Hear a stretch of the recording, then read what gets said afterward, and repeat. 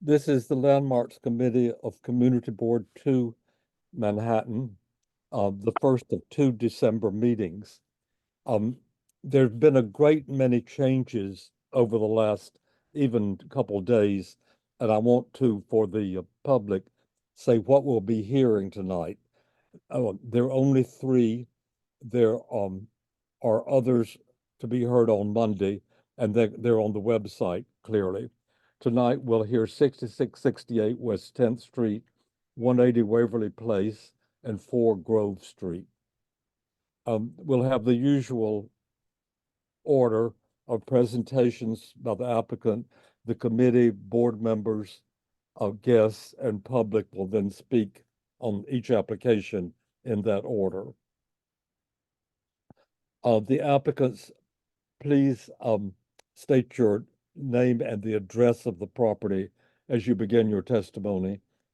And if you plan to make big changes between now and your presentation that are other than things that we have suggested, we would expect that the revised version come back for another public hearing. Also, I noticed in a couple of the presentations, there are a great many examples of similar work. We're interested in either legitimately historic examples or ones that have been approved by the commission since the designation of whichever area it's in. Any examples should be as close as possible within the neighborhood of the subject property. For the public, we are rather strict about what we can evaluate in making recommendations to the commission because they, on the same token, are by statute only allowed to work on the actual landmark aspects. So please limit your testimony to things that affect the landmark application. Thank you, and we'll begin with 6668 West 10th Street. The application is to restore the front facade, change a window at grade to a door, fill the entryway below the door, replace a stair and railing in the areaway, and install a sign.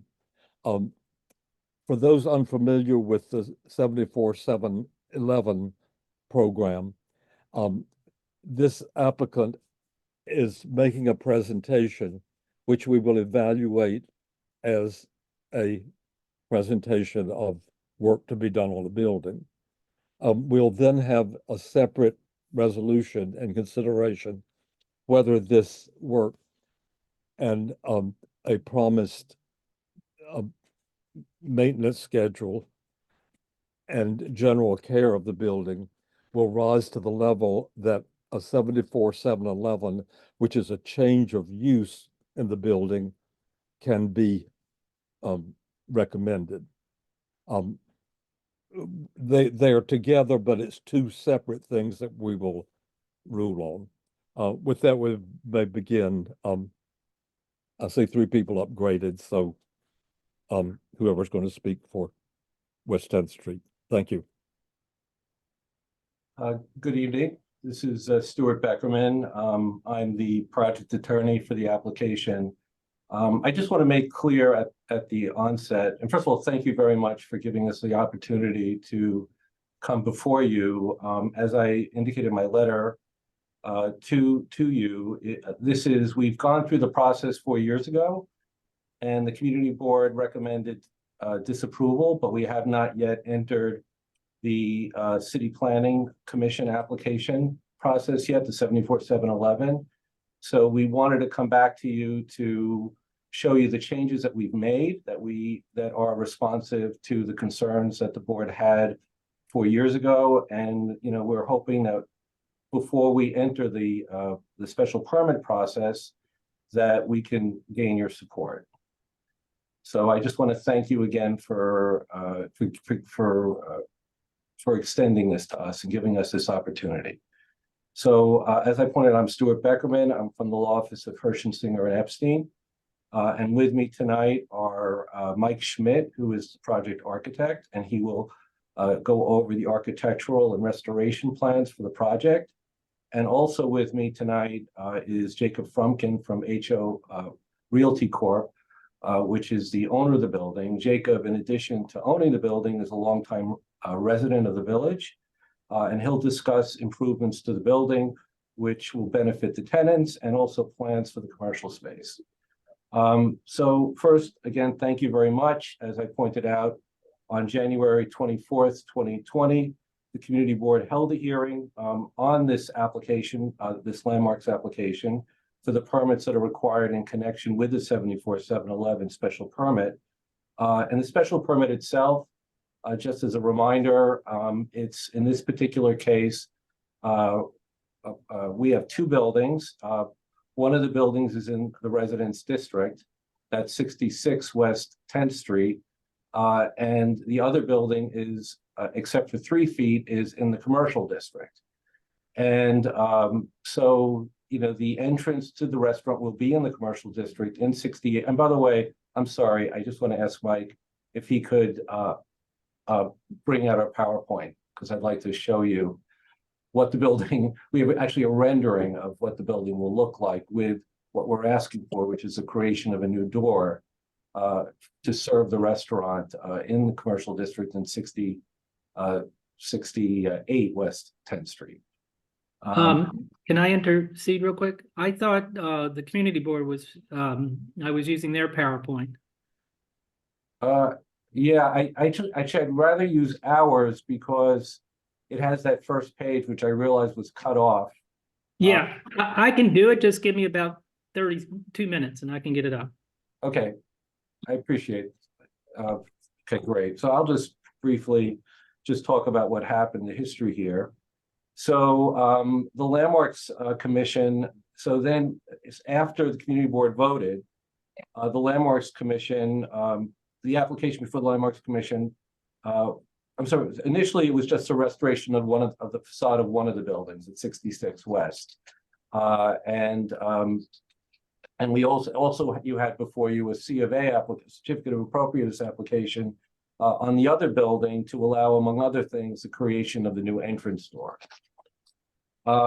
So the community board their recommendation in 2020 was a denial based on 2 things. One, they were concerned that the proposed restoration was limited to just one of the buildings and should also include the other building because they're twin buildings. And the other reason was they opposed the creation of a new restaurant entrance because of concerns about how it related to the 2 buildings.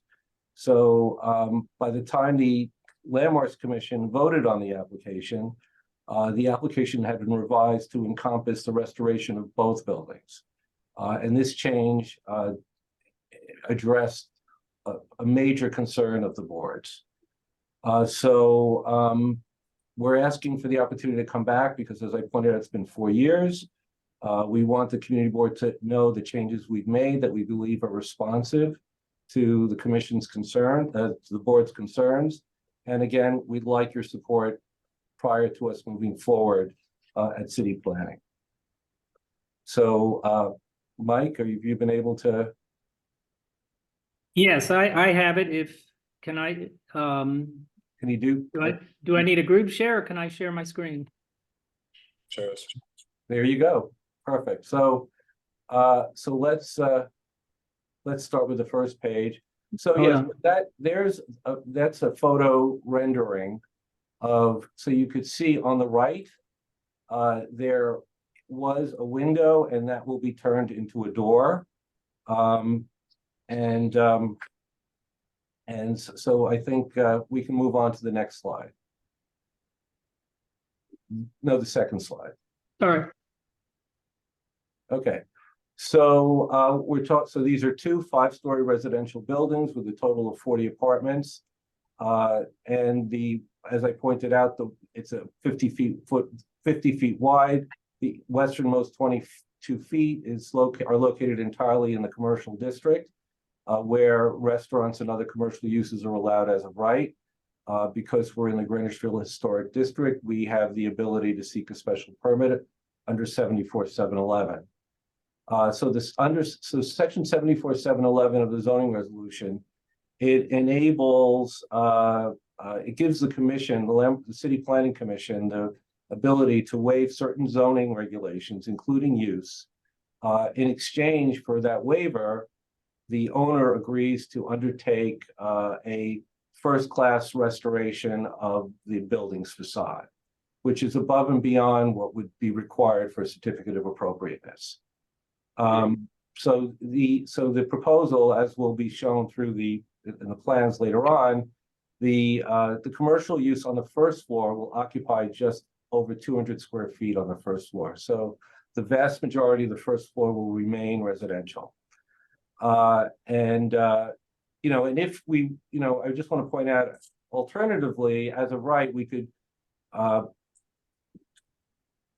turn the whole, just keep the commercial use entirely in one building within the commercial district. But to do that, we would have to convert several apartments to a commercial use. We don't want to do that. So that's why we are seeking the special permit. So we do not have to undertake those alterations. Something that we believe, and what we end up with is something that in our view is beneficial to the community at large. So the Landmarks Commission in their permit indicated their determination that the restorative work would bring both buildings up to a sound first-class condition and aid in their long-term restoration. Here's a description of some of the changes that will be made. And I'll let Mike get into that later. And I just want to point out that the restoration work has to be done before the buildings department will issue a certificate of appropriateness. So Mike, next slide. This just points out what I described, and that is that the premises we're split between two zoning districts. On the east side, we are in a residential district, and on the west side, we're in a commercial district. I think this is sort of upside down. Is that right? No, it's correct. Okay. Oh yeah, right. That's right. And this just shows the location in the middle of the historic district. Next slide. And this shows the tax, a tax map for the block, and it shows that we're very close to 6th Avenue, which is where the commercial district is located. Next slide. So this again describes what I already discussed, and that is the vote by the community board in 2020. So the applications were revised to include the restoration of both facades. And this just shows that the Landmarks Commission, in its determination, in its approvals, found that the restorative work will bring both buildings up to a sound first-class condition. And with both buildings restored, the commission found that in regard to the new street level door, the enlarged opening will remain well scaled to the facade and subservient to the primary entrance, and maintain the unifying features of the existing punched openings, including their proportions, profiles, and details. Next slide, please. Okay, so I think I'm going to let Mike take over, and Mike can talk about on this page, the extent of work that we're talking about within the building, and then Mike will move on to discuss some of the restorative work. Good evening. My name is Mike. Sir, and these Yes. slides where there is a great deal of information on one slide and several pictures, if something's urgent that we see, will just magnify that section just so it's better on the screens. Okay. Can you see this? Okay. Yeah, this one's fine. It Yeah, comes this is in the pictures. the photographs. Okay, I have to figure out how to magnify. Sorry. So my name is Michael Schmidt. I'm the architect for the project, and I actually presented these same or similar drawings to you 4 years ago, prior to the COVID shutdown. And we and the property is 66-68 West 10th Street. So these diagrams simply show how the zoning falls on the properties. On the left side, we have the existing cellar floor and the existing first floor. The dot dash line shows the extent of the commercial district, which is over 50% of 68 West 10th Street. So as of right, that building could have commercial on the first floor in the cellar. And then what we are proposing, as Stuart was suggesting, rather than totally renovate the first floor and remove all the apartments, and I believe even we could do the second floor, we are proposing just to change a window, basically lower a windowsill to create a door to allow ADA accessibility with an elevator on the inside of the building. And this portion of the residential first floor on 68, sorry, would have an elevator and a stair down to the cellar. And at the cellar, we would have openings through the existing bearing wall to bring in the square footage of the 66 West 10th Street. All of this is basically below grade. So you don't really notice that this expansion is happening.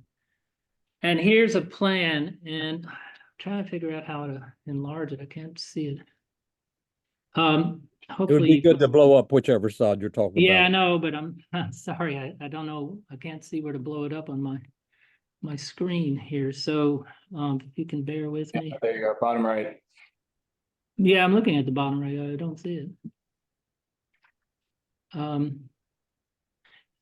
Normally I see that and I don't see it. Yeah, there's a magnification scale on the bottom right that. Yeah, sorry. Yeah. Oh, right. there we go. Very good. Okay. I do this and then I never remember. So we can start. Let me take it back down so I can show you the overview. So the upper two drawings, or the upper drawing on the left is the existing as seen from the sidewalk, and the proposed is seen from the sidewalk. And the bottom drawings is the existing, which incorporates the areaway that looks into the cellar level, which we're using for the commercial. And then the right side is the proposal. So let me then blow it up here and go up to the top. So what we presented 4 years ago and eventually received approval from the landmarks was to, on this level, we had two options for ADA accessibility because by law, we need to provide it. One option was to put a lift in this areaway. The lift would project up above the sidewalk approximately to where this window sash is and down, and it was right on top of the sidewalk.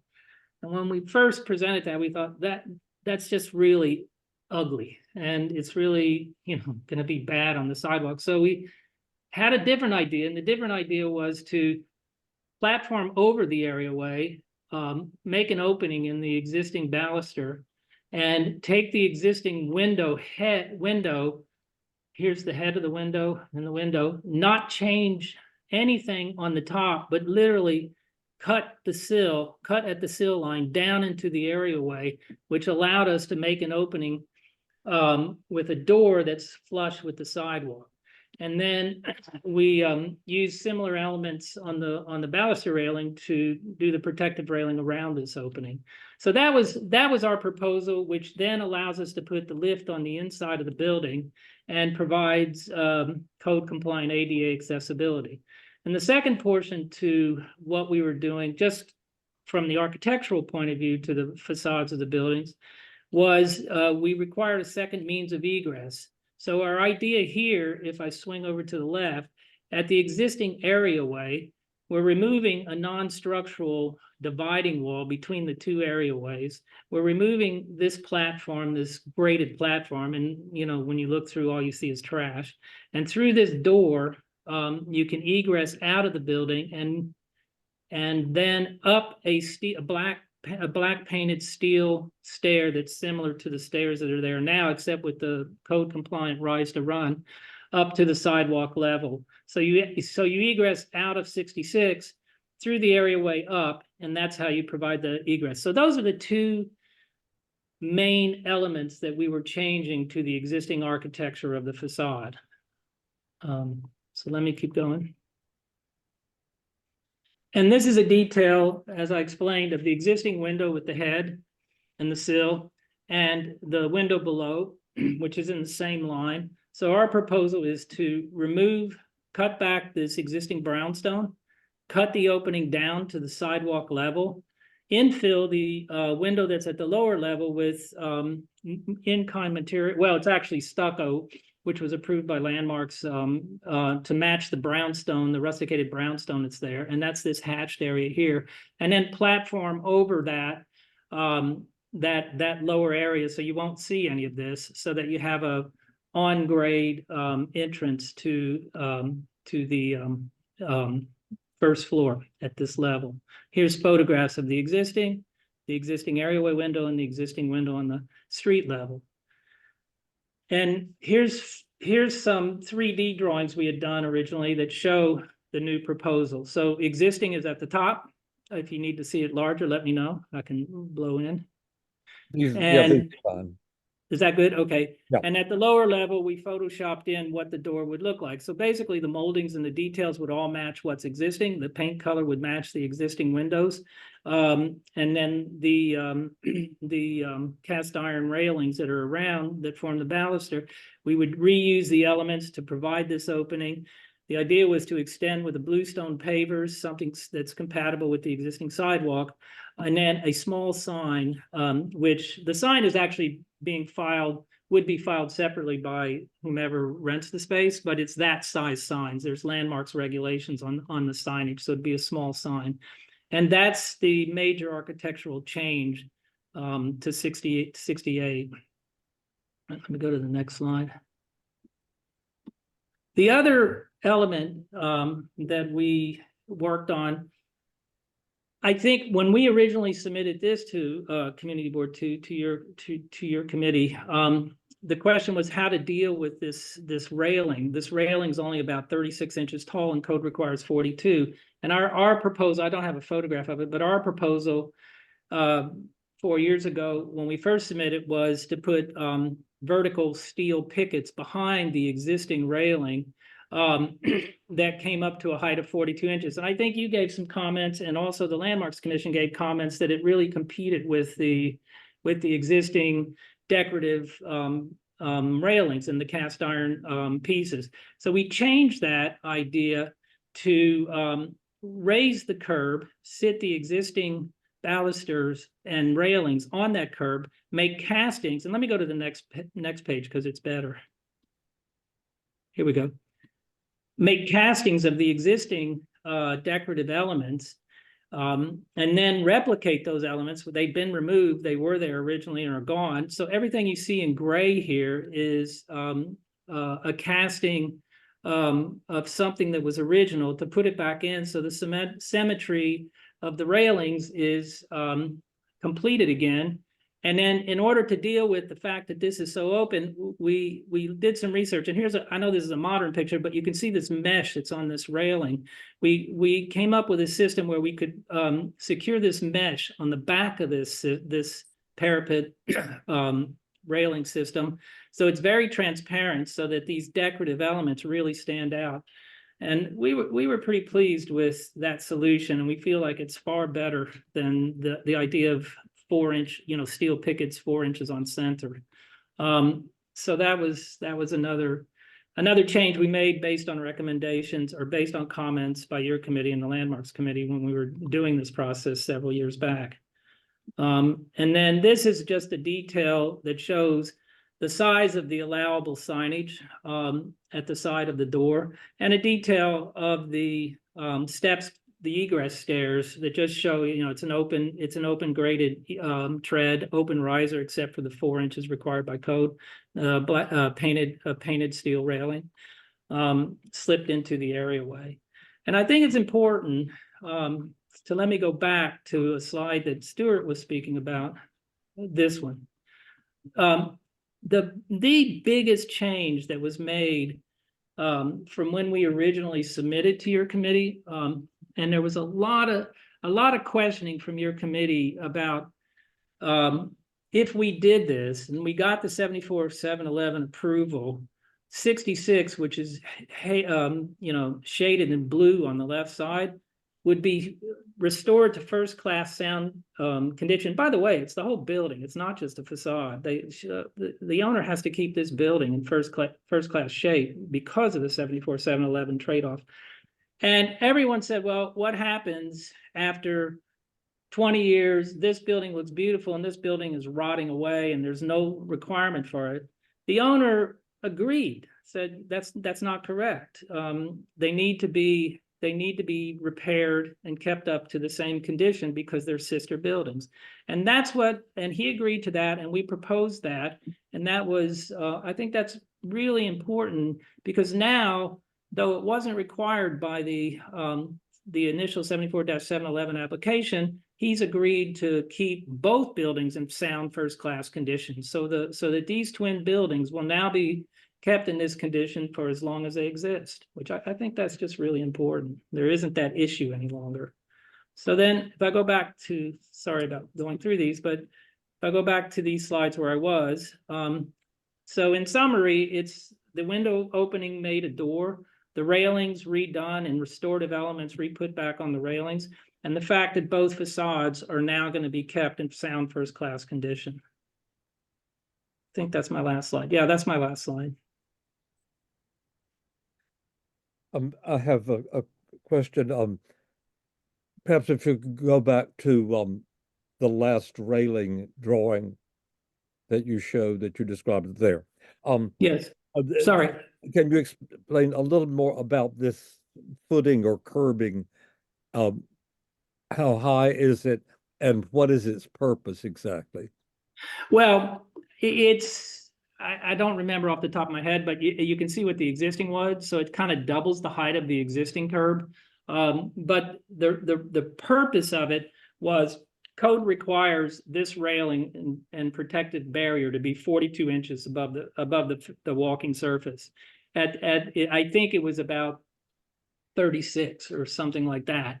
And so the question is, this is an integral part of the design, the original design of the building, these decorative cast iron, with these railings decorated with these cast iron elements. And how do you extend those? How do you move them up 6 inches? Okay, so it's just the mechanical way of getting it higher without. Yes, exactly. So by just making the curb taller, that's fine. And I grant you, it's a taller curb, but it allows the whole system to be exactly the same.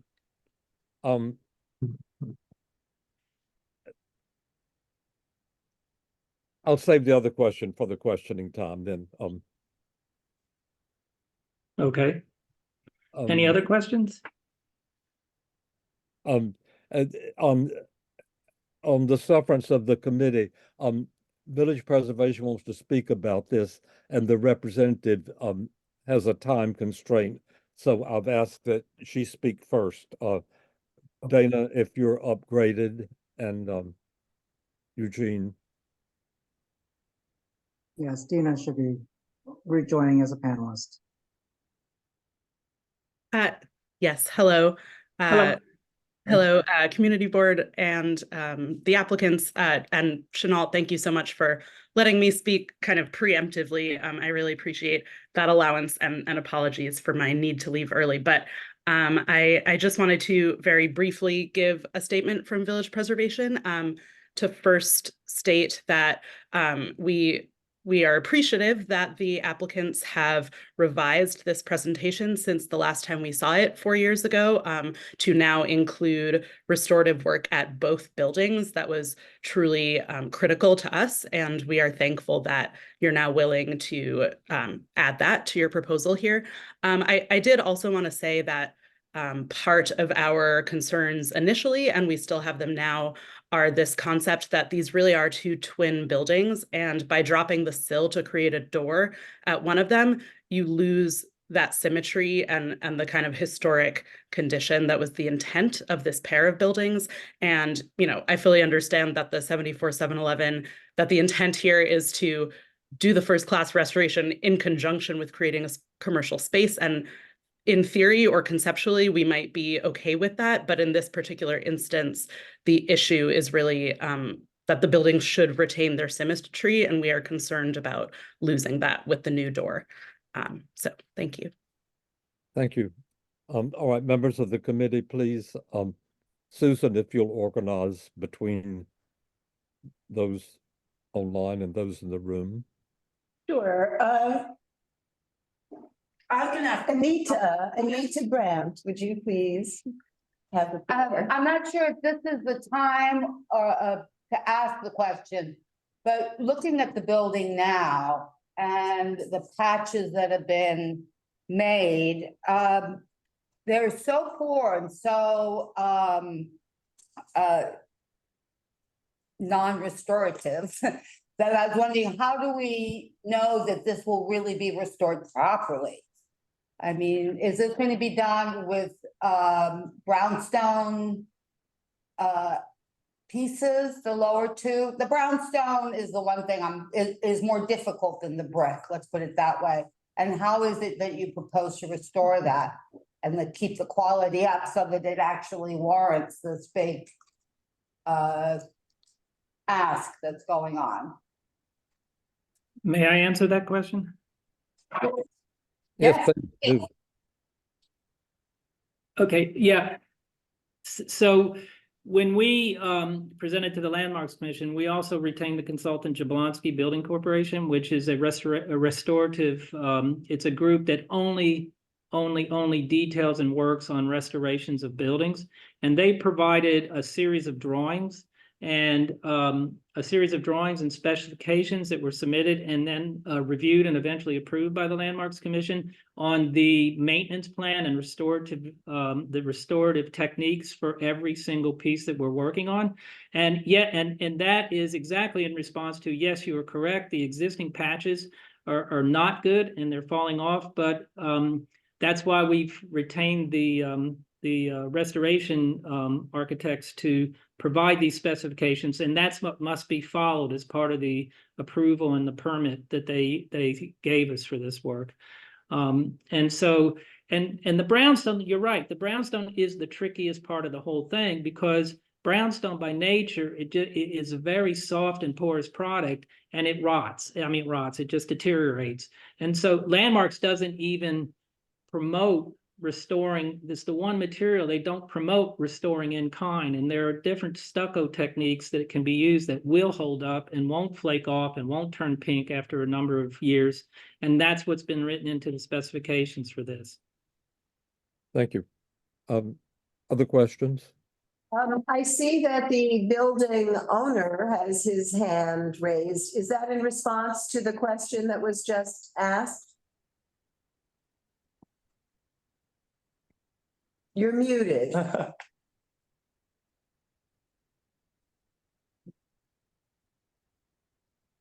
No, I had raised my hand earlier to just sort of be part of the initial presentation, just very briefly. I thought, you know, questions about, we have an extraordinary team assembled here, some of whom are here and some of whom are not here today, but who work very, very hard on this project. And Mike Schmidt has spent an extraordinary amount of time with his firm designing this and bringing in some of the best consultants, including Jablonski, to guide the work that will be done to preserve these two buildings, which are over 100 years old.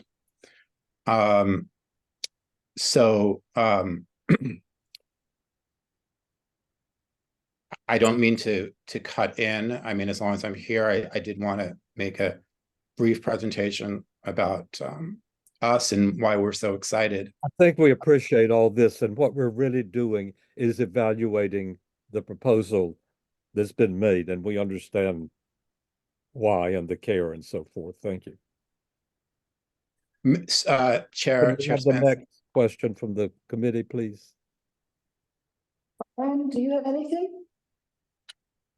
No, my questions have been answered. Zach or Valerie, do you have anything? Seems clear to me. Okay, I've got a couple, oh, sorry. Yeah.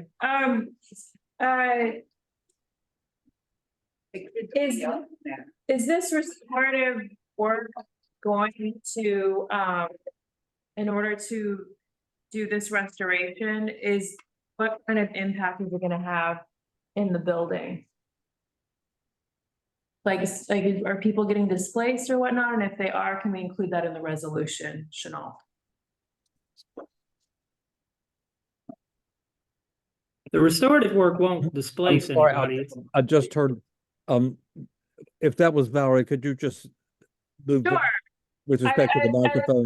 As we have done in previous resolutions for landmarks, I was just going to say that I was asking the architect is this in order to do this restorative work, are there people that are going to be displaced, and that's a statement of fact or not? I just wanted that included in the resolution, just so we have that. That's all. Part of the zoning change. Maybe not the restoration work.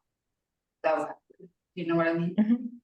So, Mike, did you want to answer that, or Jacob? I mean, I will say just so it's clear, there is one small studio apartment that will be displaced to accommodate the entrance to the restaurant.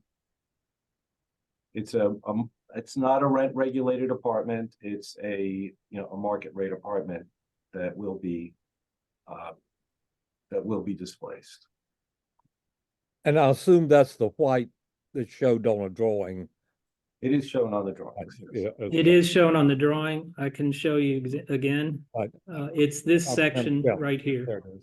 Okay, thank you. And just in response to the restorative work on the facades, that is exterior work, and their tenants will not be displaced because of that work. It's work that is required. I think it's every 5 years. It goes through a cycle. It's no different than local law. What is it? Local law 11, the facade work. You're going to have scaffolding, and they're going to work on the facade and do any restoration that is required to maintain the exterior in good condition. Thank you very much. May I say one thing?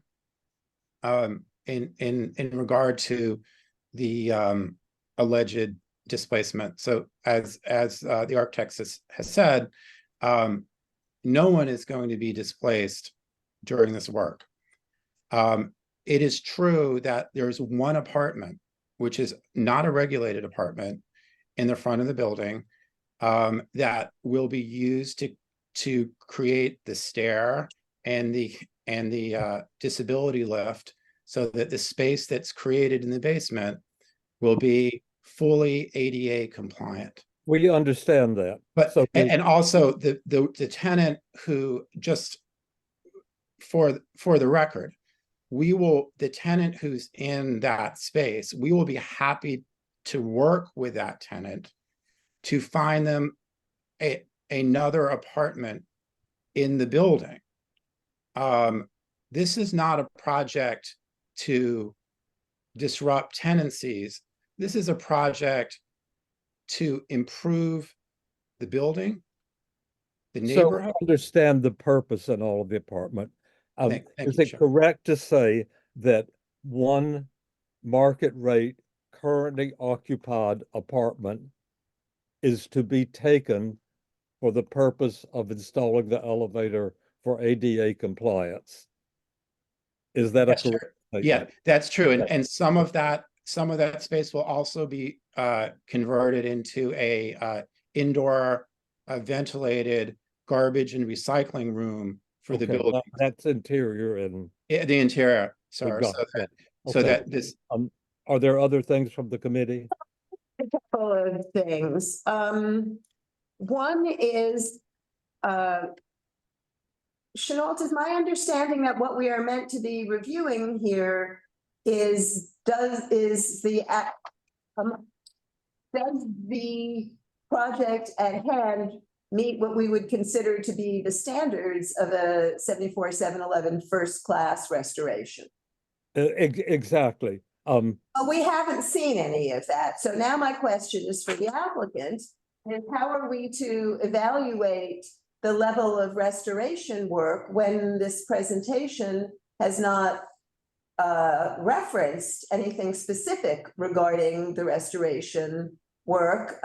What we've heard is language stating that there's been saying that it's a first-class restoration, but we don't see any information supporting that assertion. And we know that you've got a very reputable consultant, but again, we don't see any information. What this proposal is involving the door, the lift, and the areaway fence, and changes to the stair in the areaway, but nothing having to do with the restoration. So I'm a little confused about how we are meant to be responding to the scope of the restoration work when we in fact don't know what it is. The simple answer is we regard this as any other application and what we feel is necessary information to evaluate it. Otherwise, it would be sent back for an incomplete presentation. To the point of the maintenance, that really has to be left to the technical people at the commission. There's Spence, But we want to know, as we would with any, what it looks like. Right.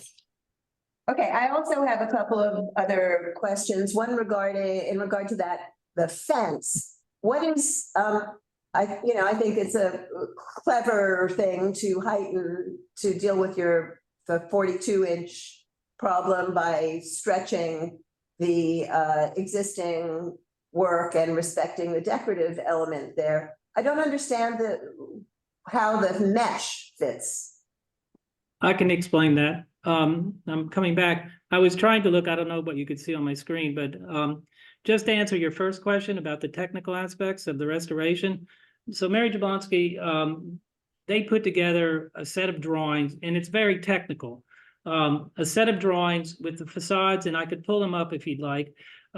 These drawings, the facade was surveyed, and there were notes put in, and there were very specific ways to deal with cracking, to deal with repair, patching, and that cornice work, that type of thing.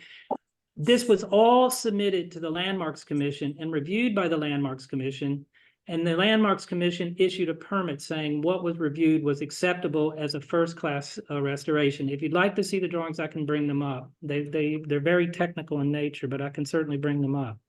And in terms of this railing, so here's back to this detail. So what we're doing is, again, we've raised the curb about 4 inches to get this to the legal height. And in this section you see right here, and maybe I can blow it up so you can see it better. So what we're doing is securing on the back side of the railing system a frame, and the frame holds that mesh. So it hovers off of the actual baluster itself. So it doesn't in any way, we're not like welding it into the decorative elements or anything. We're putting these small little steel reveals, and then that supports a frame, and the frame hovers behind that. So the look that you get is this. You primarily see in relief in the front all of the decorative elements plus the restorative elements that we're adding, and the mesh in the back simply, it's like glass, but not glass. We didn't want glass. Glass is too modern, and it would get dirty. This is just an open mesh. It's not invisible, but it's very transparent, so it doesn't compete with the decorative elements in the front. May I just add something to respond to? Enough. I think what it wasn't the method of connection so much as what is the aesthetic justification for that mesh on here? Well, the aesthetic justification was it was a material that was the least invasive visually to the profile, like the existing baluster and railings are very open. I mean, any kid could fall right through them, regardless if it's the right height. And so the question is, the architectural question is, how does one close that open without, how do you close that up? What are the options? You could put solid panels on, that wouldn't look right. Our original idea was to use, you know, 1/2 inch by 1/2 inch, steel painted vertical pickets, as you see a lot around the neighborhood, which is why one of the reasons we thought we did it. And they would go similar to the mesh behind in a vertical thing. But when we did the drawing, and I think even your committee said it really competes with the decorative elements that we're looking at in the front. So how do we not do something that doesn't compete? Another material is glass, but everyone knows glass reflects, glass gets dirty, glass looks very modern, and you know, that's Let me not. ask the question from a So the different question is, angle. we arrived at this material because we felt like it was the most applicable material that allowed transparency and allowed the decorative elements to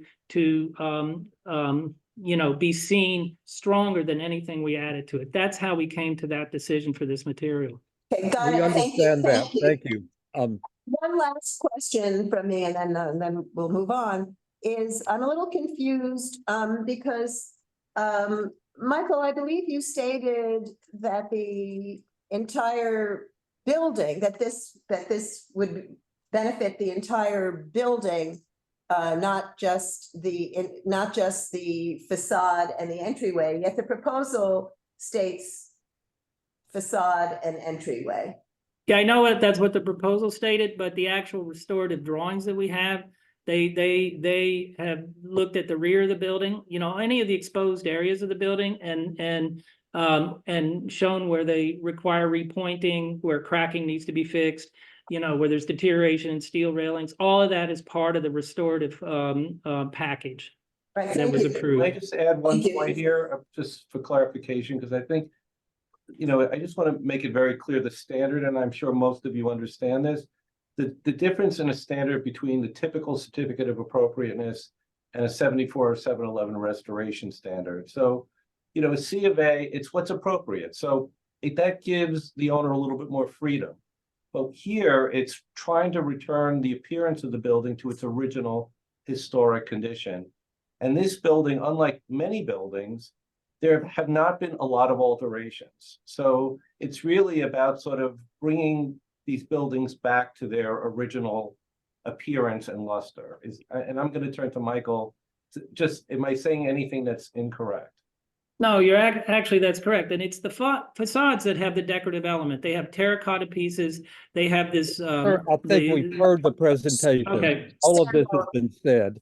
We Yes. have specific questions, and I would like to amplify on the one about the railings.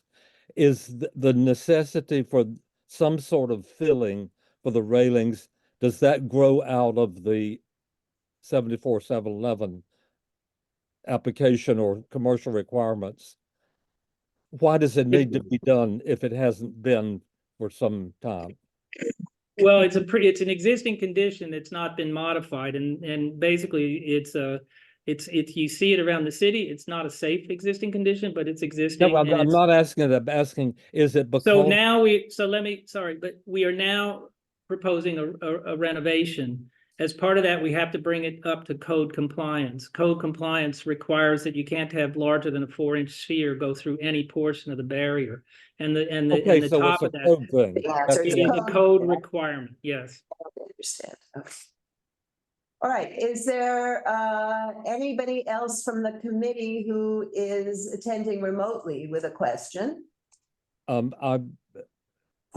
don't not see there, any raised hands from remote committee members.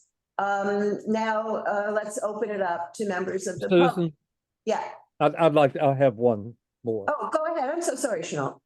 Can you explain to us if you're going to do a restoration and you were not applying for the special permit, how would the restoration be different?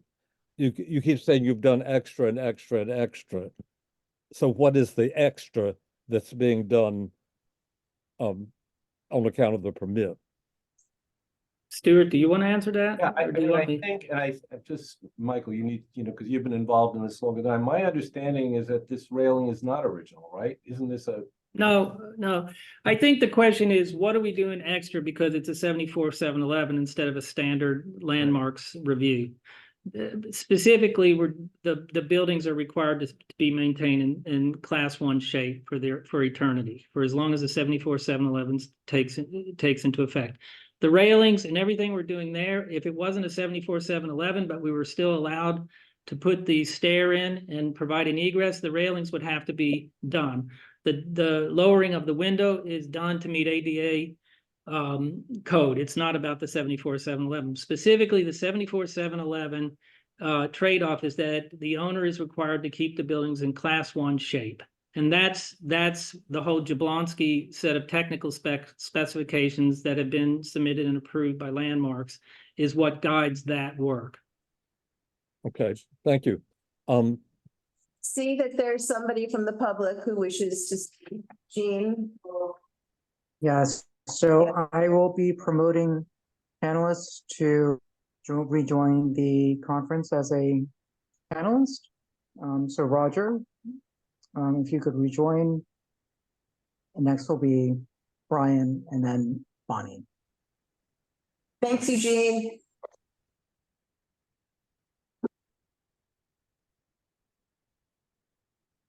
And would all the members of the public please state whether they're of the building or of the neighborhood? That would be useful for us. So Roger, if you could go ahead and give your testimony. Oh, sorry, I had to unmute. Okay, here I am. Thank you to the committee for hearing this. I was in the room 4 years ago. I've lived in the building. My name is Roger Friedman. I've lived in the building since 1978. First in a studio in 68 West 10th, and now upstairs in 66 since 1983. Before we get to the symmetry, which I really appreciated, the first woman who testified, Dina, who talked about the symmetry of the building being ruined by this, and also the displacement of tenants. I did note, I think in Mr. Beckerman's testimony, that there was an implicit threat that they could get away with taking away more apartments if they wanted to. And something is crazy here because we're in a city, especially this part of the city, where there are no apartments whatsoever. Everything is very expensive. And what they're planning to do is take away at least the person's apartment on the first floor. And I think that person, who I don't know is on here, to put in a restaurant that's completely unneeded. If you look to the left of that picture, that's it used to be called Peter's Backyard, and I can't think of the name of it now.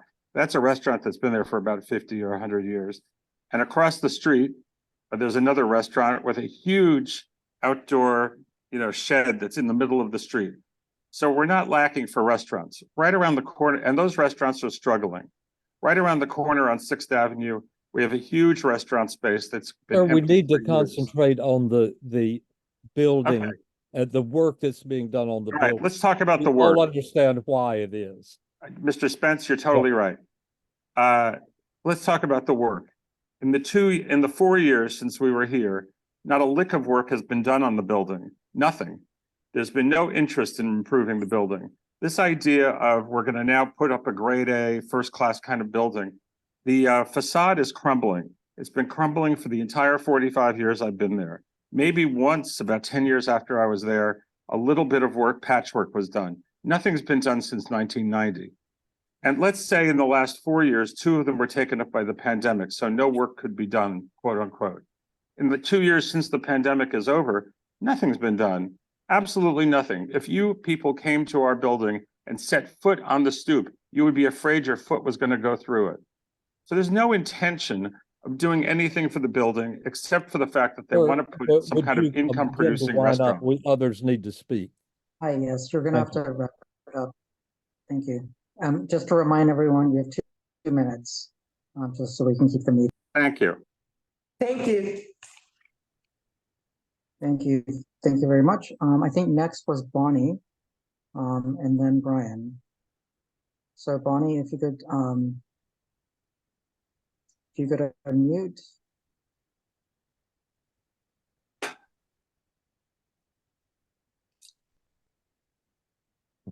Right, and I'll give you a, I'll let you know when you're approaching 2 minutes.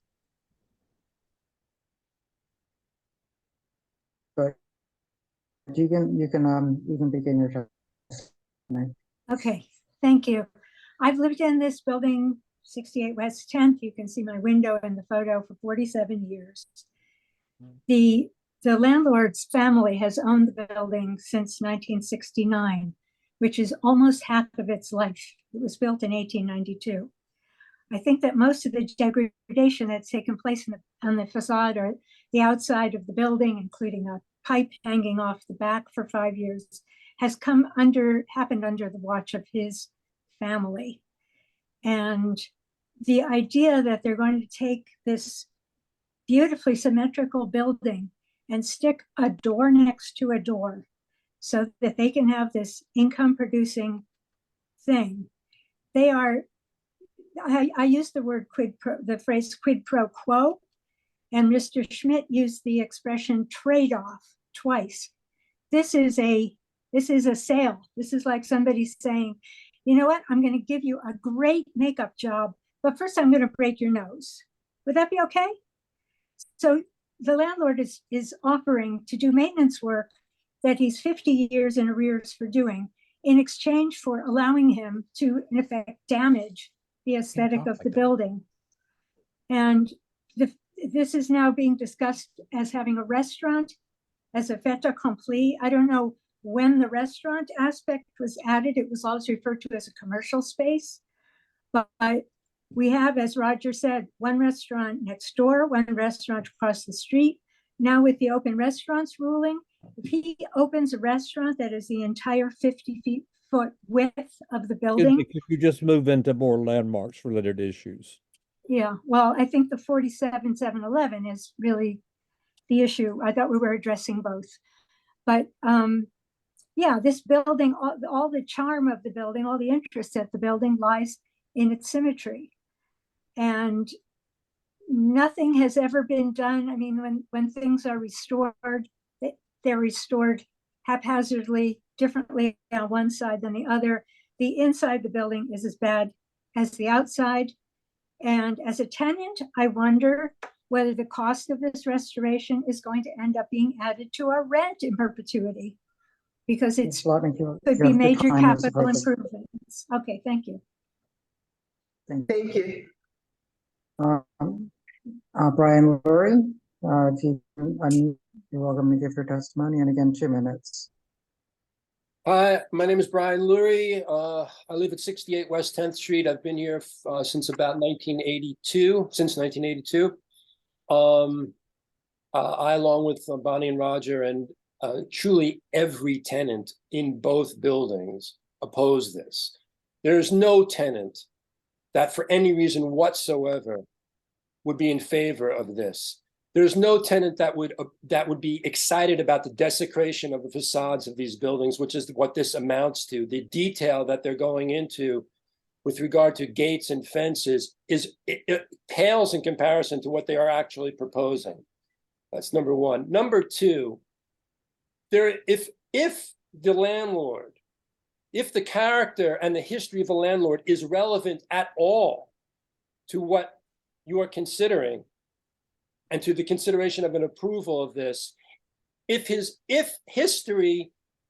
violations are at all relevant to this, to considering this, this has to be looked at with extreme skepticism. I would be happy to provide the committee with my own personal litany of lawsuits with the landlord, all of which I've won, and the building has just been a nonstop battle with this landlord. There's no reason to believe this landlord is capable or interested in the upkeep of these buildings, period. And that's not a recent thing. That's not an old thing. It's everything. It's 50 years of this. In addition, of course, there's never been a commercial space in these buildings whatsoever in their entire 130 years. There's no reason to put a commercial space in this other than for the profit of the landlord. There's no reason to remove rental housing from this neighborhood. There's no reason to promote commercial establishment on a block that is that is classic and residential. And if the residents, if the tenants, if the other residents of this block were aware of this project, they'd be protesting vehemently. And that's pretty much the sum of what I'd like to say. Thank you. Thank you, I Brian. appreciate it.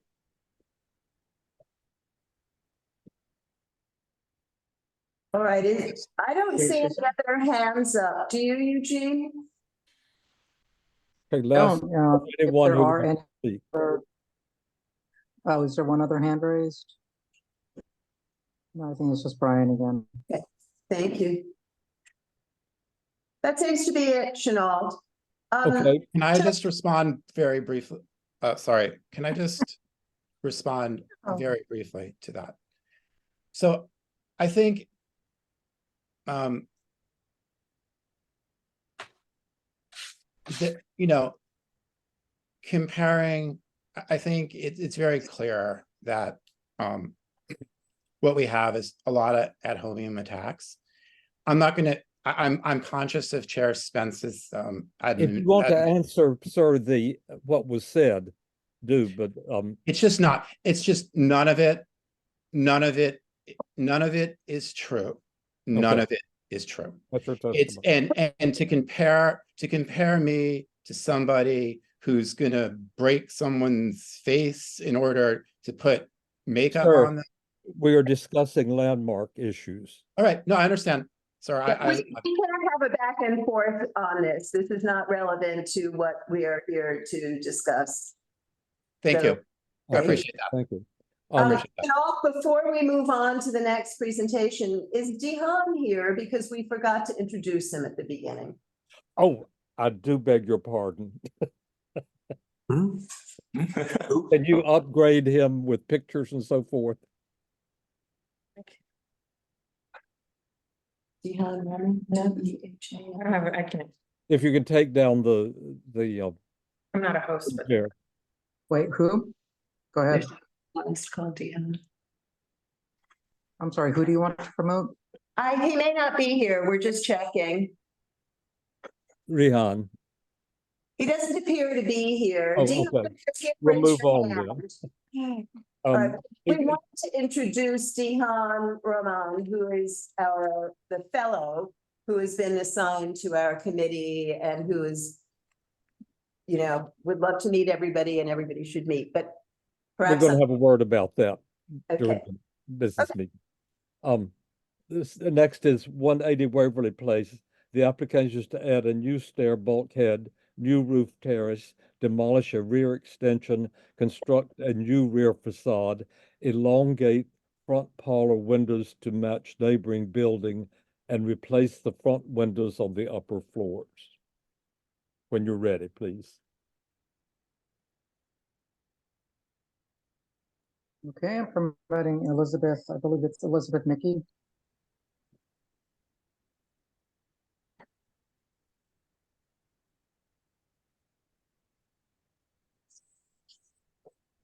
Hello. My name is Elizabeth Mickey. I'm with SPVAC Architects, and I'll be presenting this application for 180 Waverly Place. I will share my screen.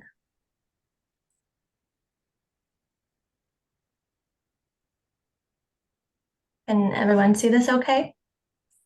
Yes, thank you. Again, if you didn't hear before, some of these I noticed are a number of drawings or pictures on one page.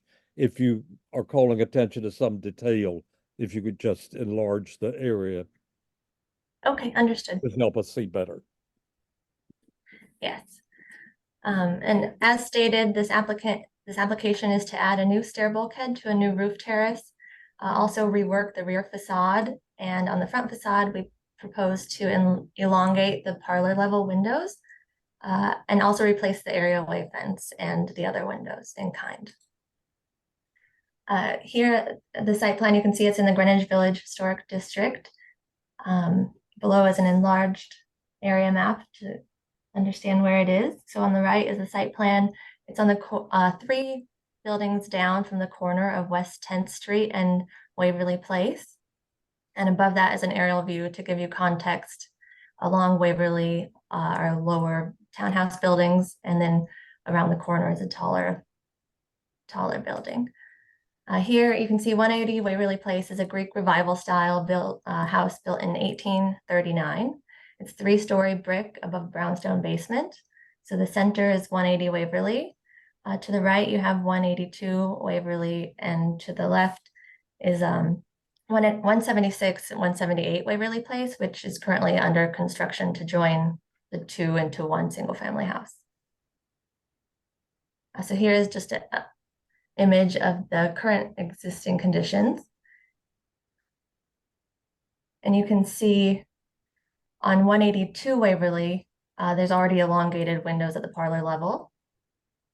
So I just want to point that out. Here is the elevation. On the left is existing, on the right is proposed.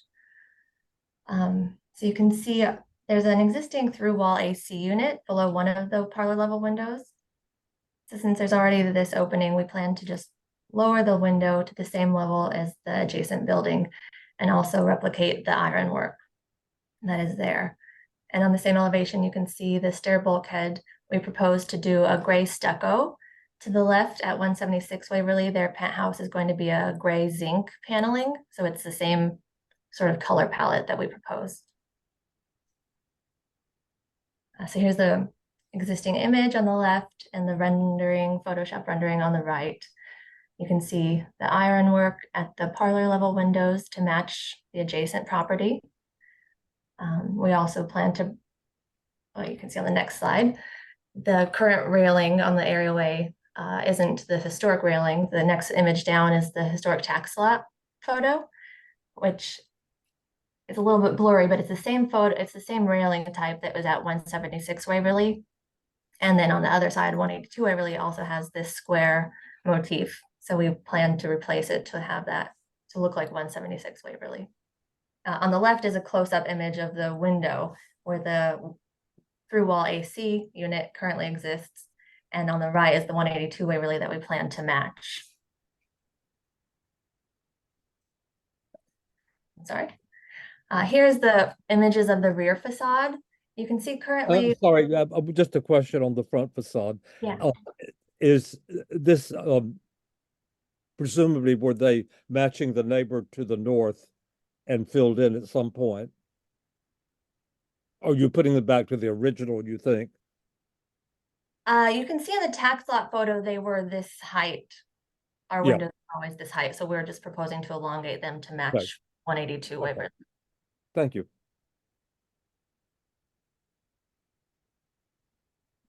And the current rear facade, there's a few additions that seem to have been built over time. You can see better in this 3D drawing view. On the left is the existing. So at the third floor where there's 3 window openings, that was the original facade. And then there's been maybe these 3 volumes added over time. So we propose to remove those and line the facade up with the neighboring buildings to have a more clean, uniform look. And so on the right is the proposed work. So you can see the building on the right is the 186, 176 work that is currently being under construction. So we propose to match the height of their facade and step back. And then you can see the stair bulkhead at the top. And we have to raise the chimney height by code. The chimneys have to be 3 feet above the roof level. So we would raise the masonry work to align with the stair bulkhead, and then the chimney flues project above that 3 feet. So just the rear elevation, you can see on the left, the existing different levels, nothing is aligned. And on the right, we tried to clean it up a bit. We do want to maintain at the 3rd floor, the 3 separate punched openings. So one would be a door and 2 other punched window openings, because that is the original line of the facade. And the railings themselves would just be a simple black metal railing, black aluminum windows, and the material would be a red brick facade, which is the same as both neighboring buildings. Just to give an idea of the overall 3D views of the proposed design, you can see there's alignments going on along the rear, and the front doesn't change too much other than the elongated windows. And so in section on the left is the existing section. It has a sloped roof, and then you can see this volume that projects well beyond the existing facade. So on the right is the proposed, and the dashed blue line is the profile of the existing. So we aren't changing any floor area, we're just reworking it. So we're squishing this back to be one uniform facade line. We are also flattening out the roof in order to do a roof terrace, which is where the stair bulkhead is leading to. And here's the sightline section. So from across the street, you don't see the new railing or the stair bulkhead or any mechanical units that are proposed. And just some construction details to show that it would be brick facade on the rear with metal stud framing and a new structure, a new steel structure to support that. And then the stair bulkhead would be a traditional 3-coat stucco system.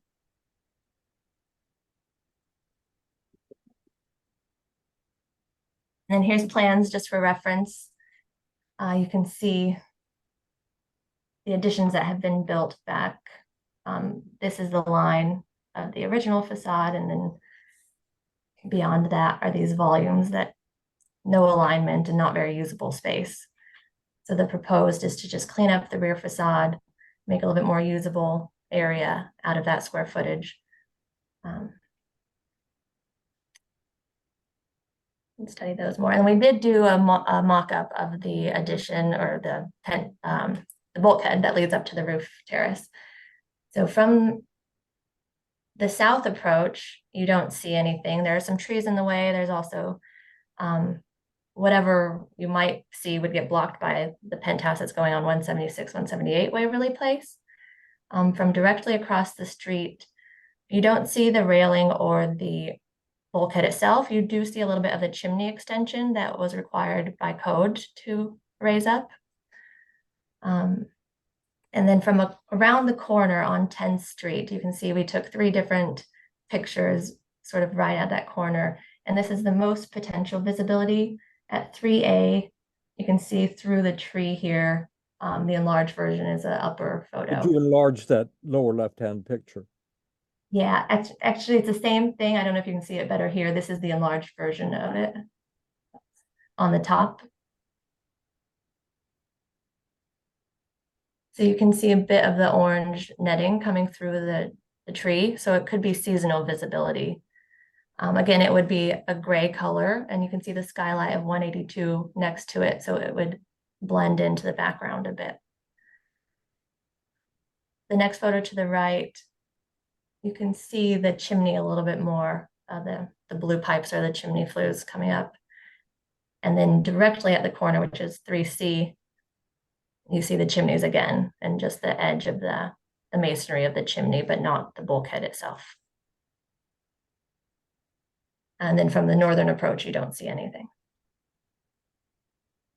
So just in conclusion, what we want you to take away from this is that the proposed rear work would create a simpler and cleaner volume in the back that lines up with the neighboring properties.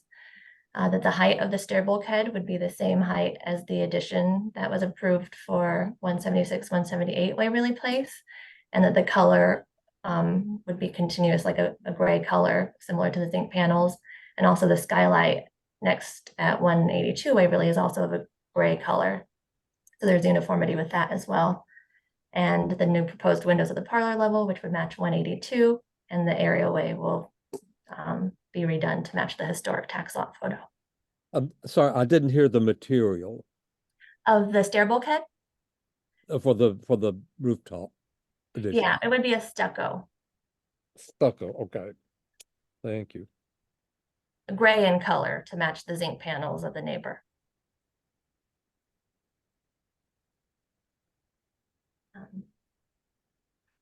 That's the conclusion if you have any questions. Thank you. Does anybody, Brian, please. Well, I would just, Sorry, one before the question. Could you go back to the rear extension? What shows the whole thing? But Yeah, maybe the 3D view there. and basement parlor and second floor is how deep? Deep from the rear yard, How from the natural facade of the house? oh, let me see in section.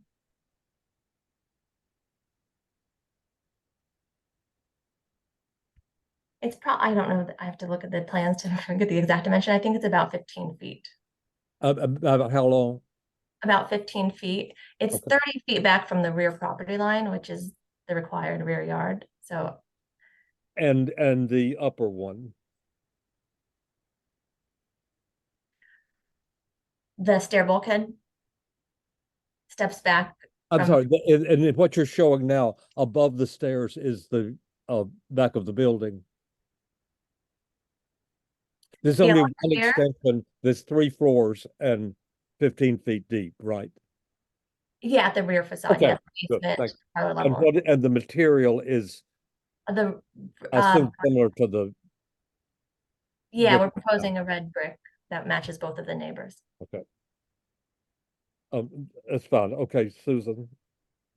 Okay, Brian. Okay, well, I just, as was just shown, I appreciate the fact that the cellar has not been expanded. We don't have the kind of excavation and digging and foundation work that we see so often.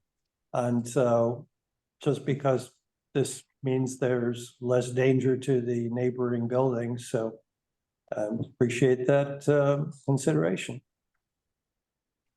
That's it. Thanks, Brian. And does anybody else in here have any questions? All right, is any committee member attending remotely, please raise your hand if you'd like to speak.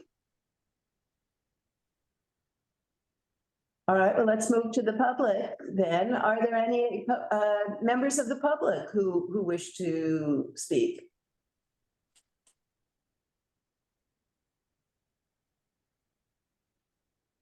Looks like that's it. All right. Thank you very much Thank for you your so much. presentation. Thanks. And Chenault, I think we can move on. Okay, on number 4 Grove Street, be upgrading them, please. The application is to restore historical pitch of the rear roof and construct a new artist studio dormer in the rear roof, install balcony in the rear parlor level, and excavate the garden level of the rear yard. Right here, right. Great, I promoted Ben Neil Logan and Jasper Hampshire to rejoin as panelists. Hello? Oh, Hello? Hi. hi, there we go. I think there might be, I'm not sure, there's 2 other people on the call. I don't know if Neil will be joining or if he's just listening in. But, oh, and there's And Ben Ben. Watson. Oh. Is there anyone else besides Neil Logan and Ben Watson? Those are, and myself, there's just 3 of us. Okay, all 3 of you have been, so you should all be on the in the panelist list. Okay, and let's see here. Can I share my screen? It seems like I can. Let's see here.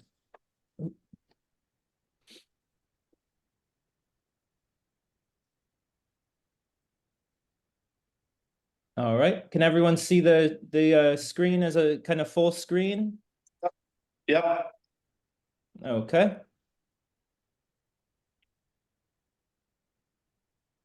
All right, thanks for joining everyone. My name is Jasper Campshire. I work with Neil Logan Architect. We're an architecture office based in Lower Manhattan.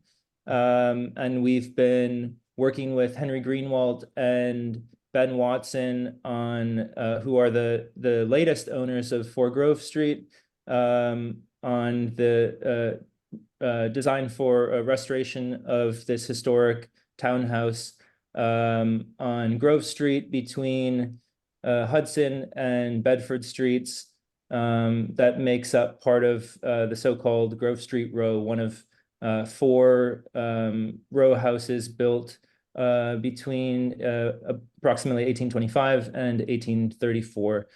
Fort Grove was the last of these 4 to be built. We've also worked with a team, particularly with old structures as a structural engineer, and benefited as well from conversations for the last few months with the preservationists at Landmarks. And I think we're all at this point quite happy with where we've got. So I'll get started here.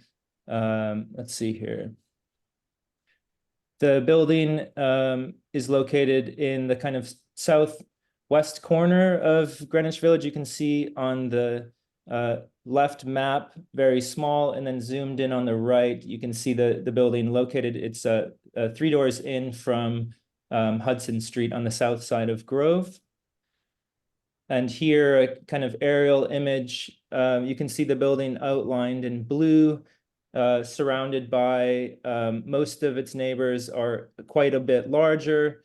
There's the public school building at the corner of Hudson and Grove from around the turn of the last century, as well as a building that is kind of has a private courtyard at the left side. That is to say, it's quite a small building in not in its original historic context.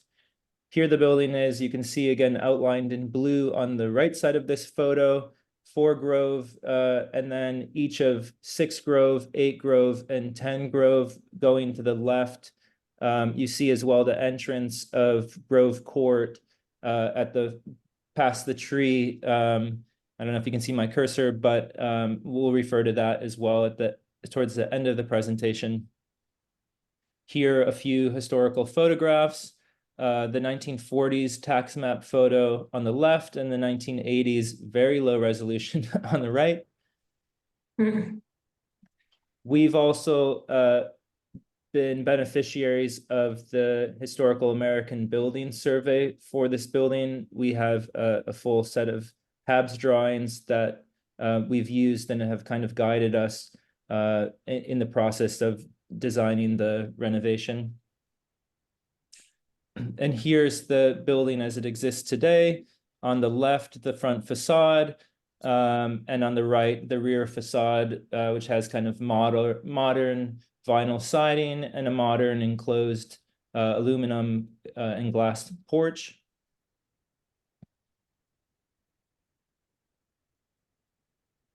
Here's the front elevations. From the left, the historical, in the middle, the existing front elevation, and on the right, the proposed elevation.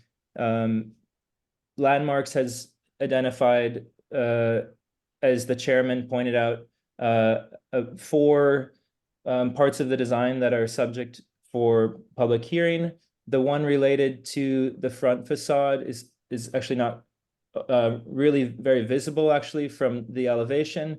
It has to do with the replacing of the existing dormer siding, which is currently a vinyl siding that we propose to replace, as well as with the rest of the roof and the roof of the front 2 dormers with a lead-coated copper standing seam.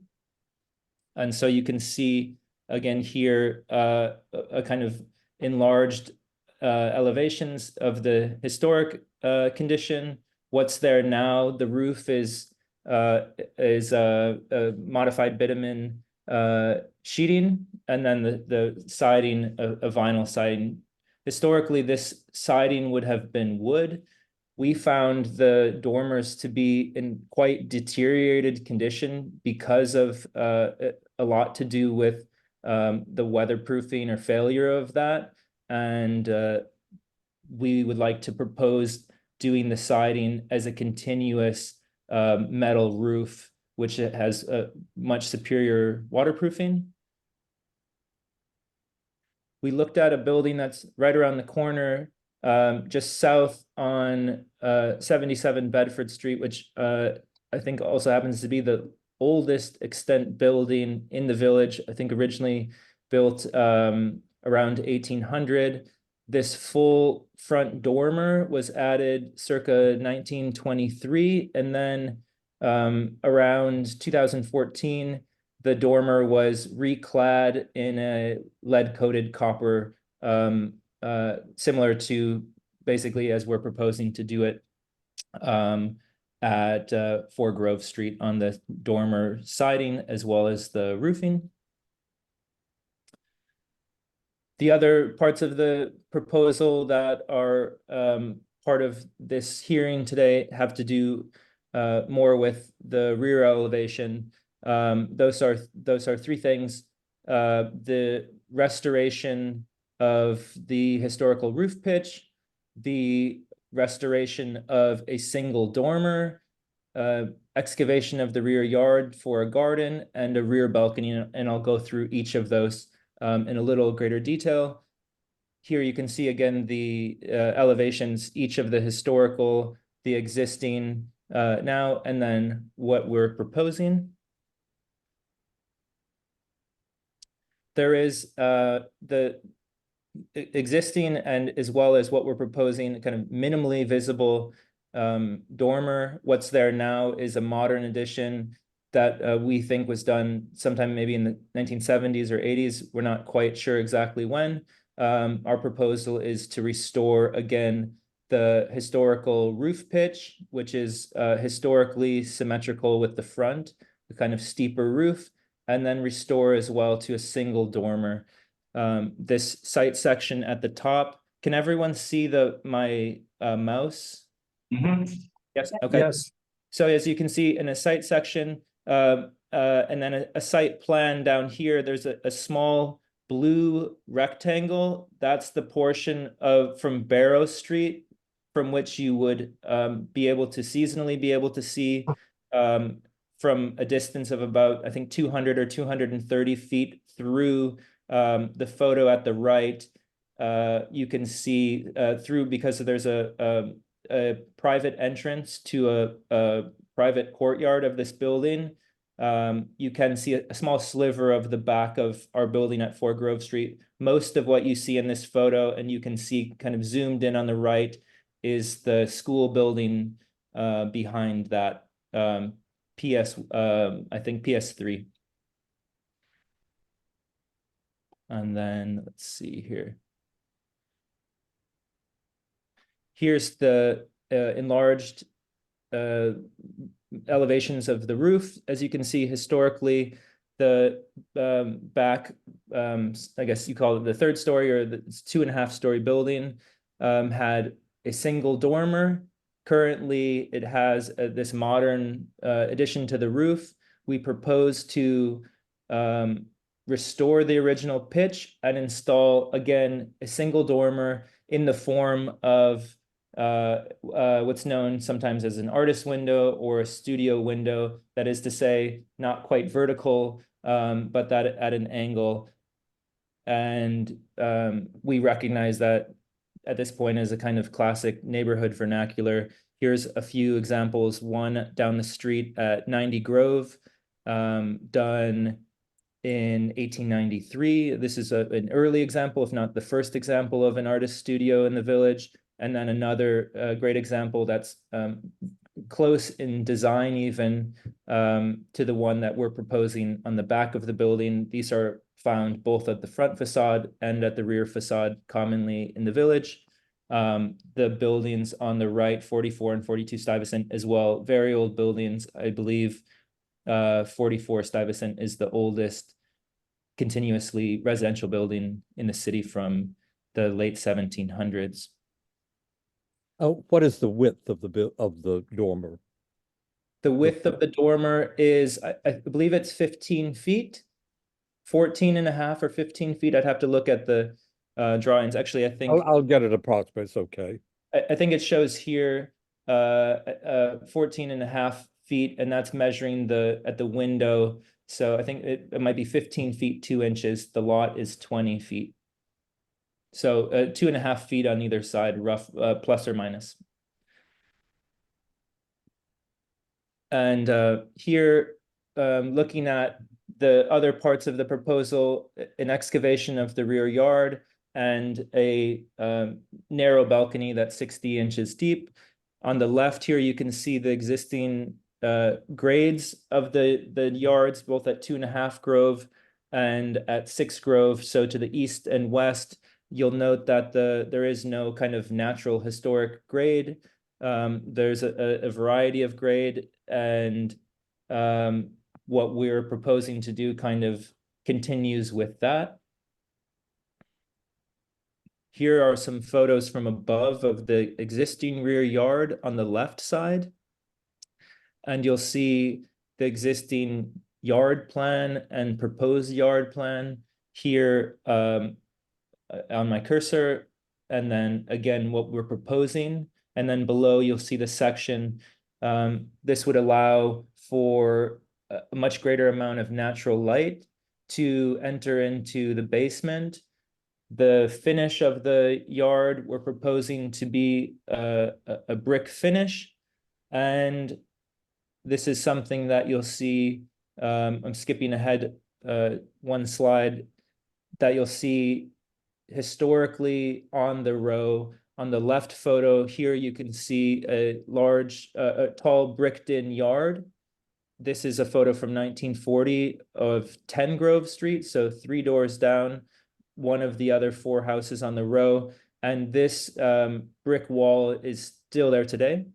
And then you can see it in the photo on the right, each of 10, 8, and 6 Grove, the immediate neighbors, each historically from a 1925 photograph that you can see here, had this brick wall.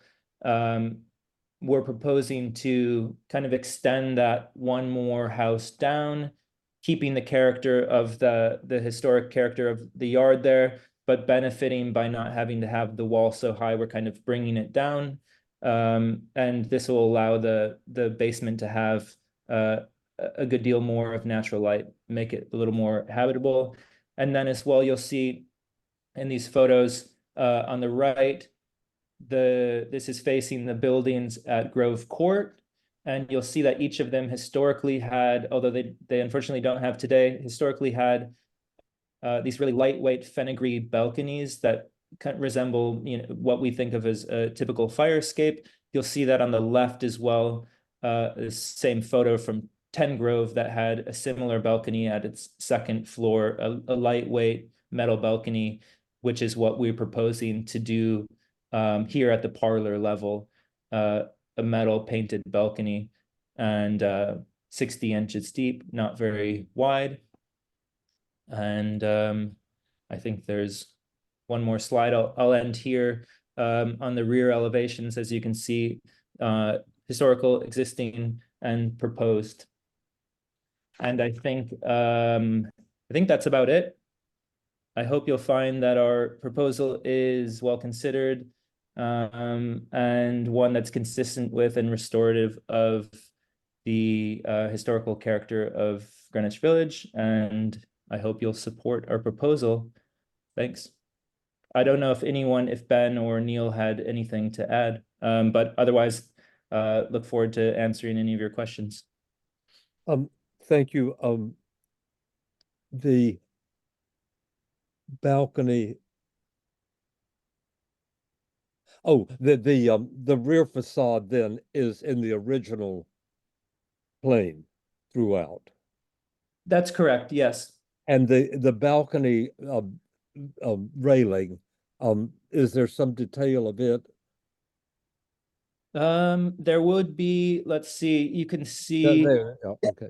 Do you see it here? So it's I assume it's just black and as plain as it looks. As plain as it looks, yes. Nothing. It's not so modern. Really, is the inspiration we're finding from the balconies that are historically were in on Grove Court, and think of it maybe more like what you think of a fire escape. Okay. So lightweight, graded bottom, and quite simple actually.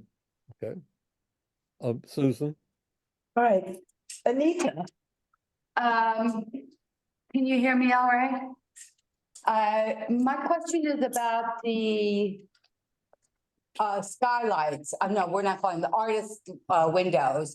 Uh-huh. How do they operate? Because they have, some kind of a awning type or something, and also, are they actually at an angle or are they not? They are, yes. Let me answer the first question. There's 2 rows of windows. These are, I can show as well a section that might be helpful, but first let me answer your question. There are 2 rows. It's a steel window. That's a kind of classical steel window. Again, not so modern, thin steel construction. The bottom row, you'll see, you can see in this image, if you follow my cursor, are fixed. And then the top row are awning windows that allow for maintenance and cleaning of the windows as well as for natural airflow. And then let me pull ahead into the presentation. This is more for reference. You can see here the historical section and elevations, as well as at the bottom, the proposed section and elevation. In the lower left corner, you can see the angle. It's not so steep, but it is something I think that you could classify as either a studio dorm or also sometimes called an artist's window. Yeah. And the roof slopes, is lower on either side, correct? In other words, you still see the profile of the roof line. Yes, correct. You'll see this. It might be hard to see on a small screen, but if you follow my cursor, it's a dashed line in this drawing, and then you can see above this dashed line in the historical section. That is to say, our proposal is to restore the roof, the original roof pitch. And you can see here, this is what's there now on the top of this top section. So and this is done, we don't know when. It's the quality of construction is not so good. Our proposal is to essentially restore the back half of the roof to the historical pitch, which would match the pitch of the front roof, and then also have this a dormer, which is wider than it historically was, but useful for modern use. And one of the clients as well is a painter, so it will be used as well. Practically, it has practical purposes. Well, I just want to thank you for restoring the old roof line. I think that's very important in this incredible row of row houses. So early with their dormers, they're not in poor shape as some of them are, really in poor shape. So thank you for that. And also, I just want to point out that the proportions, maybe it's the drawing, you know, that shows a double line. It's the vertical proportions that are very nice. So thank you for that. Thank you, Yash. All right, Brian, I think you had something. Yes, I have 2 questions or comments. The first one is pretty straightforward. You showed a little diagram of the existing behind the modern porch in the rear that showed sidelights on the door, at the door. Let me see if I can go back here. Is it here? Yes, the bottom drawing, existing beyond modern enclosed porch. Yes. I'm wondering why you're not keeping the sidelight type of entry door there.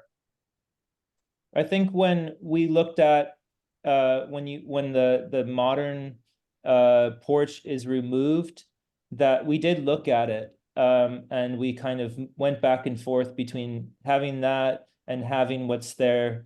What we decided to propose is that from the rear elevation to us felt more sympathetic to the kind of what we're also proposing and what was historically there.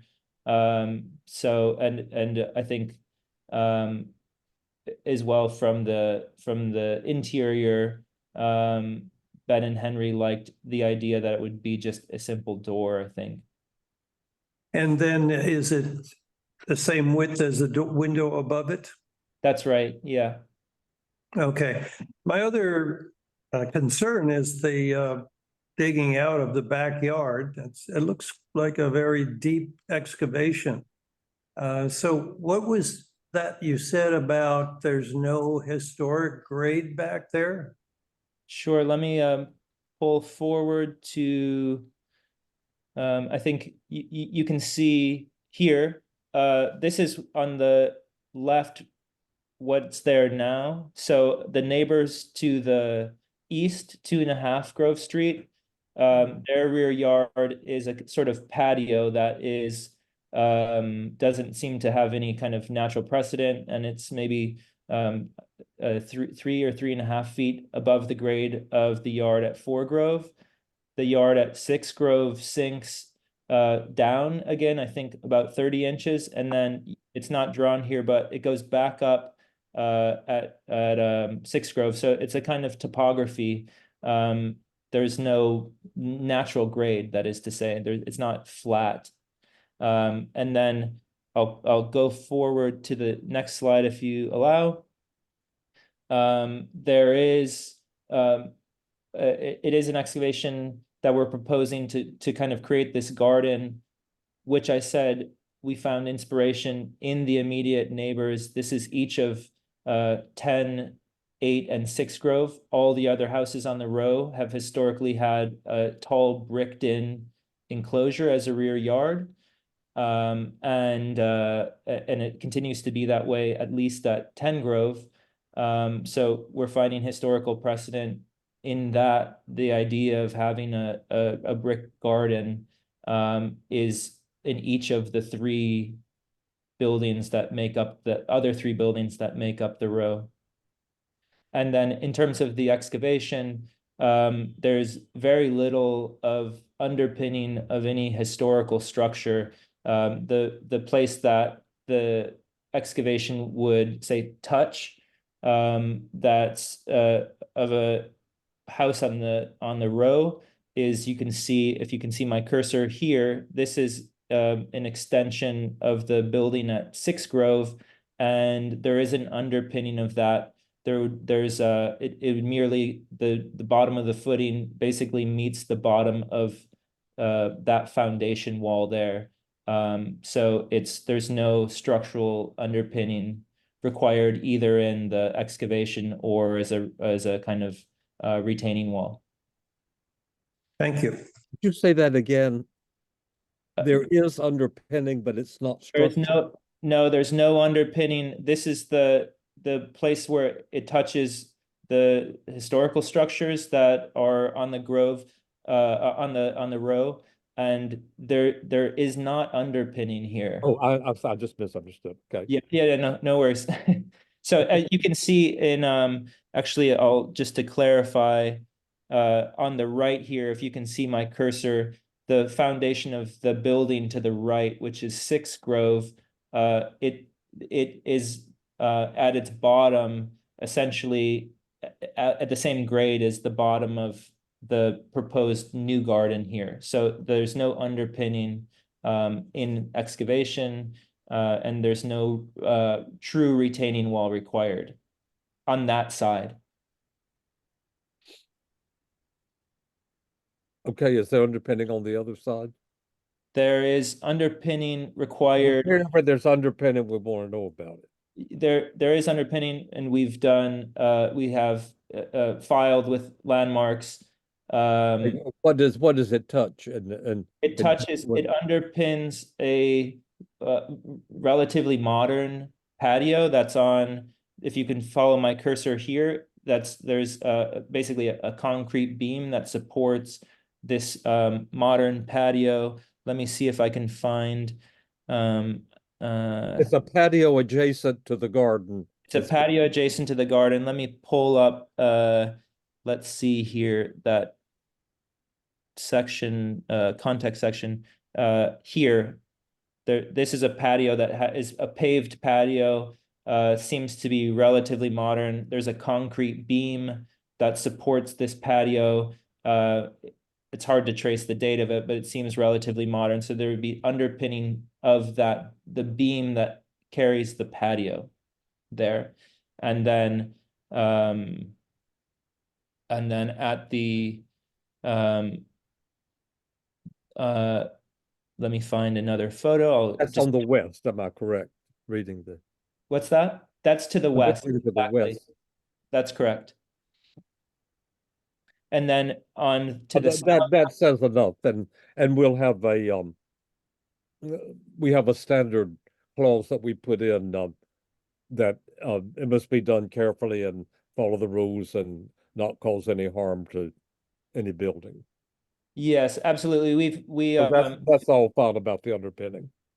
Okay, yep. We've already have plans for a monitoring plan of buildings, and during excavation, we filed with our landmarks application, geotechnical underpinning drawings, and we've had long conversations about all of these.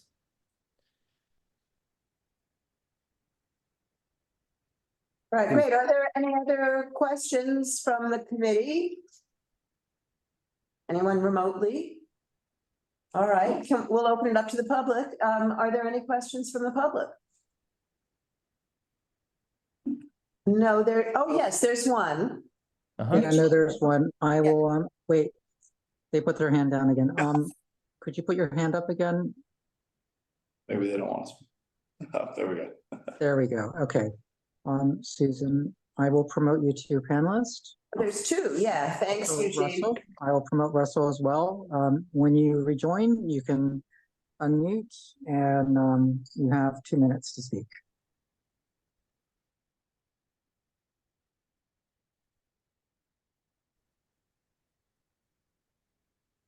All right, Susan. Yes, hi. I Hi.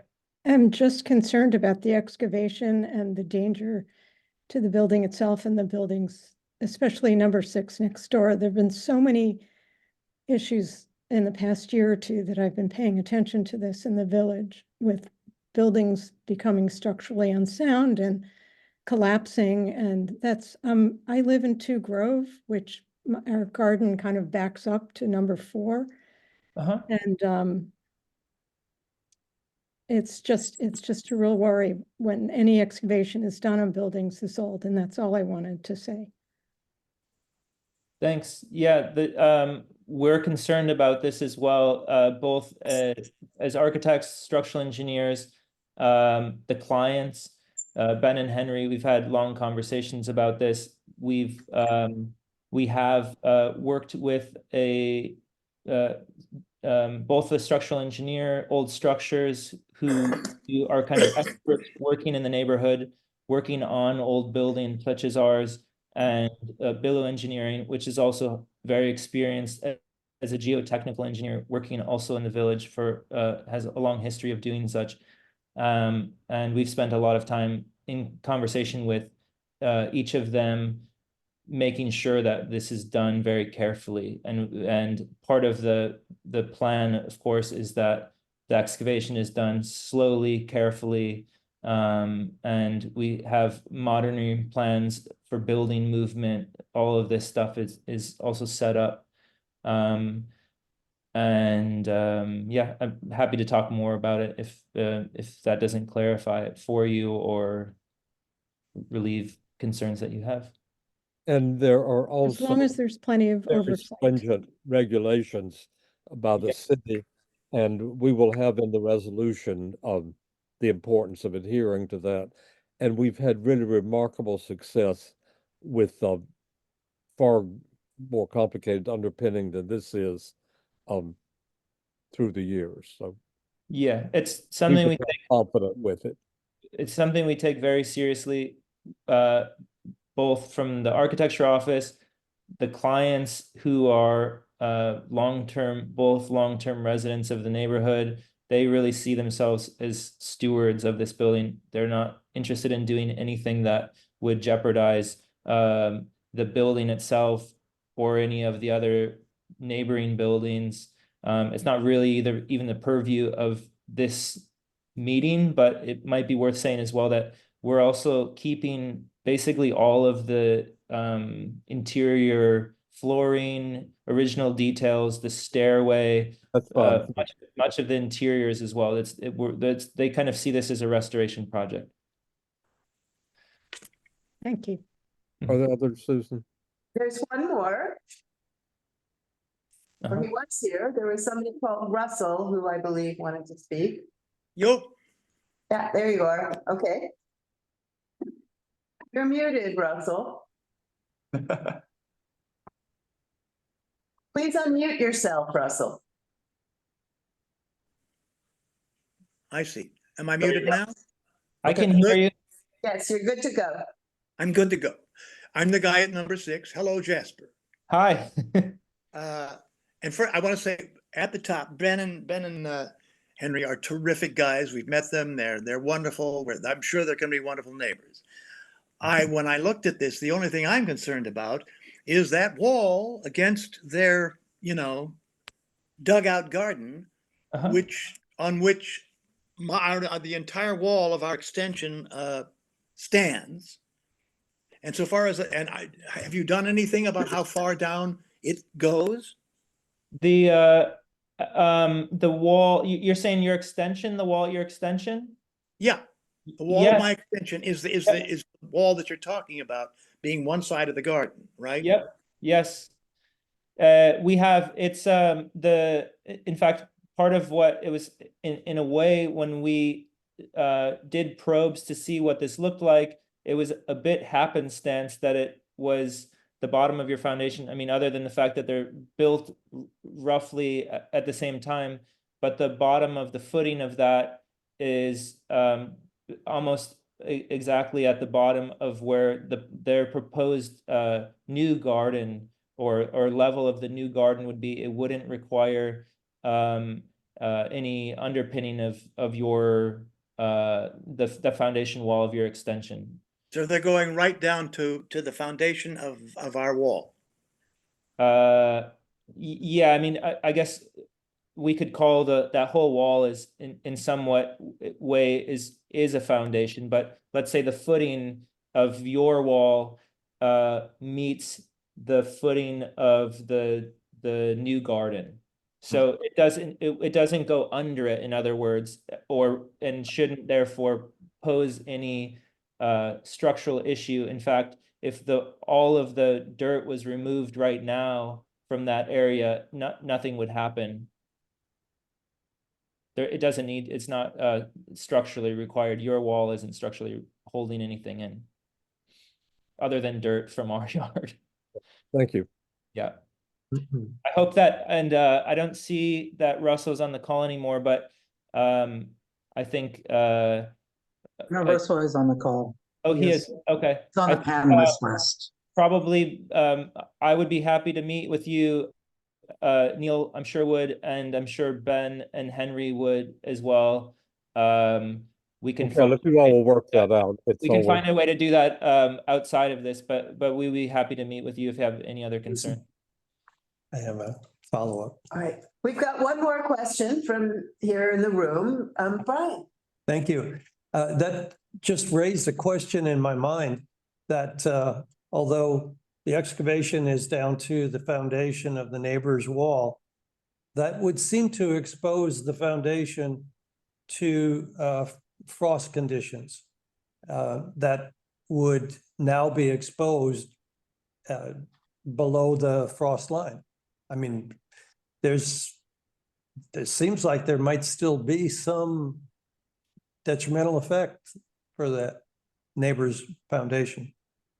I'm not sure about that. We're also proposing there is some thermal massing in what we're proposing to put there, which in this case it's a kind of formwork and then a brick clad as well that's a foot or a little more than wide. And of course, we'll take all measures for waterproofing that as well at the top so that there's no potential of any entry of rainwater. Yeah, I would just caution, as Chanel said, that there's all these rules and regulations that have to be followed, and the structural engineer may want to review that insulation of the existing foundation. That's all. Susan, have we exhausted? Right. Yeah, I think That's it. So thank you, Jasper. Your presentation was super clear and very detailed, and we appreciate that. Very forthright. Yeah, Thank well, thanks for This is one of those blocks where everybody always wants to live, so they're fortunate to have a house. I think they feel very lucky. So yeah. I've spent time in there. I'll never get to live there, but I've got to spend some time in there, you know, measuring things and such. Thank you. Yeah. Okay, Thanks for listening. could you take down the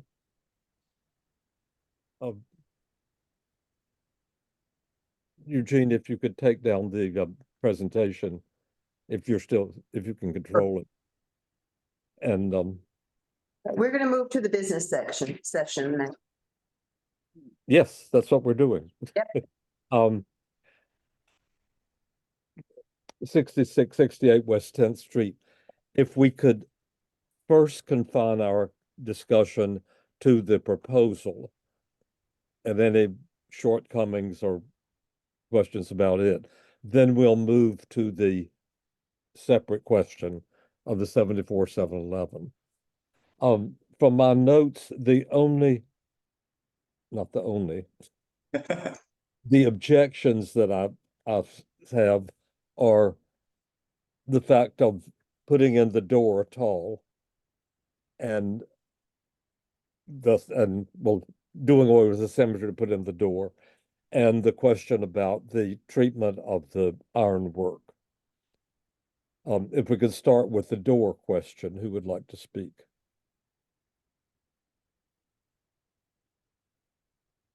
Zach, you were shaking your head. I mean, I don't really have that strong of opinion. It does break the symmetry. That's true. I personally don't have a strong opinion on that, though. You know, and it's funny, Chanel, I agree with you on the splitting of the two issues. But the ironic thing is, if they don't get the 74-711, there's no need for the door, and the door will never go in. So I agree, we should split them, but it's in that way they're connected. But I don't have a strong opinion with the railing, I guess. They need some way to seal it, apparently. They need some way to seal the opening. I thought the mesh was maybe the least worst, but those are my thoughts. So I'd rather someone else with a stronger opinion on this. Yeah, no, I think actually the door is a little more difficult, but I think they handled the railing very well, very clever. Raise it up from the bottom, keep the proportions the same. So I thought that was a good solution, and the wire mesh-ish kind of thing is it's sort of an ordinary material, and I like it there more than anything else. It's not high tech, it's not you know, glossy, so I like that. Regarding the door, I have to say I like the fact that there's an accessible entry. It's only to the cellar, really. It doesn't help with any other accessibility issues. It's really just for the commercial space on the lower level. Right. So, but it didn't offend me terribly. I get the symmetry, I understand it. I just think we're just trying to get, you know, they're trying to get more usage and hopefully more income, which would go to the facade, if we can think of it that way. But, so I wasn't too upset about it in this case. Brian, do you have any thoughts? Yes, I recall this application from before, and I strictly from the historic preservation viewpoint, it is still taking and destroying or removing some historic material and fabric of the building. It does change the symmetry, and that whole facade is being changed. So I think that's from that viewpoint alone, that's that would be a cause for denying. Others? I think Bo wants to speak. I will Yeah. quickly, yeah, no one called on me. I would say that, I mean, it disrupts the symmetry, and that's kind of what this whole thing is about, so I would deny it based on symmetry. Thanks, Valerie. Bo, Yeah, I agree with that. It completely disrupts the symmetry, and I mean, that is what we're trying to accomplish here, and I'm against the proposal.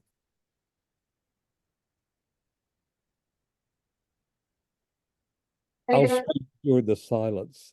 I just wanted to mention that it's a really great improvement from the proposal years ago, because they've included the entire facade, so that these two sisters are gonna not grow old so fast, but together, yeah. So that is a big improvement from the last time we saw this.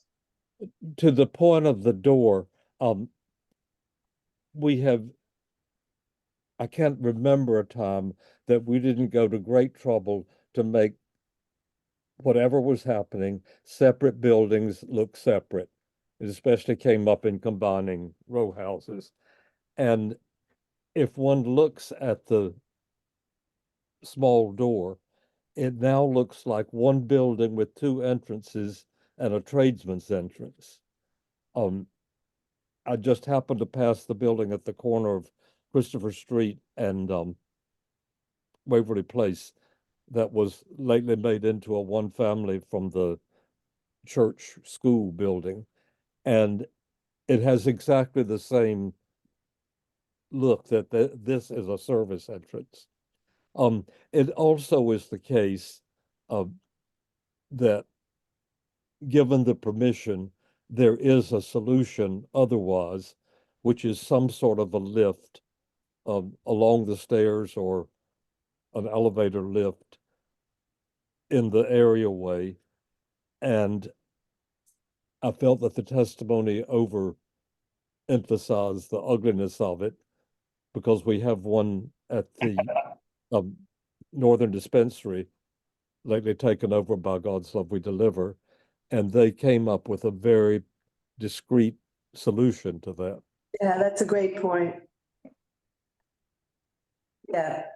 So we're not denying they couldn't do the restaurant without the ADA entrance, so there is another solution. Right, but they have another solution. It's also a reversible solution.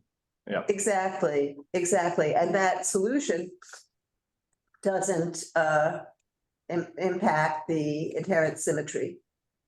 So I think we're all kind of on the don't violate the symmetry bus here. Is that safe? Is that safe to say? Anita, you were the least object, you know, are you okay with that? Okay, this seems to be a settled matter. Yeah. The other, how is the railing left? I think it's okay. It It took a was while dodgy to get about to why they exactly did it. why, but assuming that it is a regulation. Right, it just took a while to extricate the information that it was a matter of code compliance, but understanding that now, I think it's a perfectly fine solution. I agree. It's a good solution. Yeah. And it is true that a restoration of this type requires that everything be at code. Right.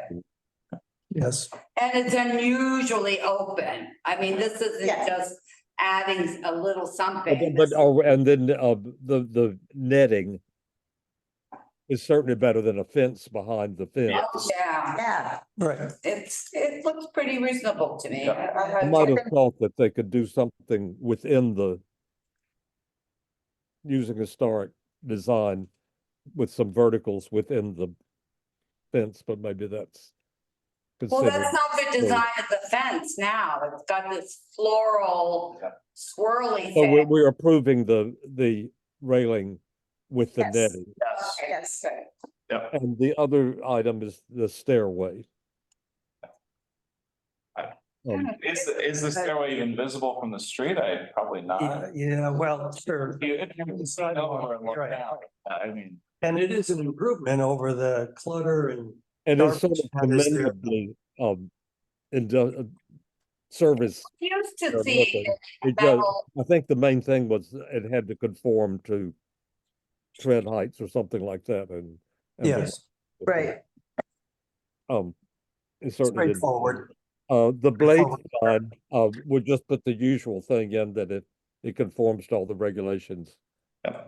It's okay, and it was certainly an appropriate place. Right. So we're clear on the restoration of the building. No door and everything else is okay is the upshot of it. Yeah, so I think we're voting deny on the door and then approval of the stair and the mesh. Right? Here's where we are with the 74-711.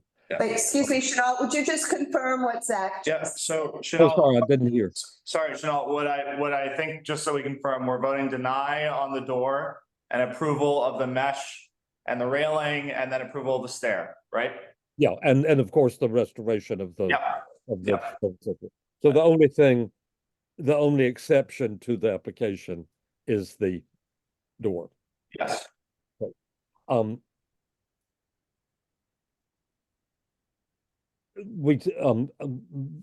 put in a big thing about what the testimony was.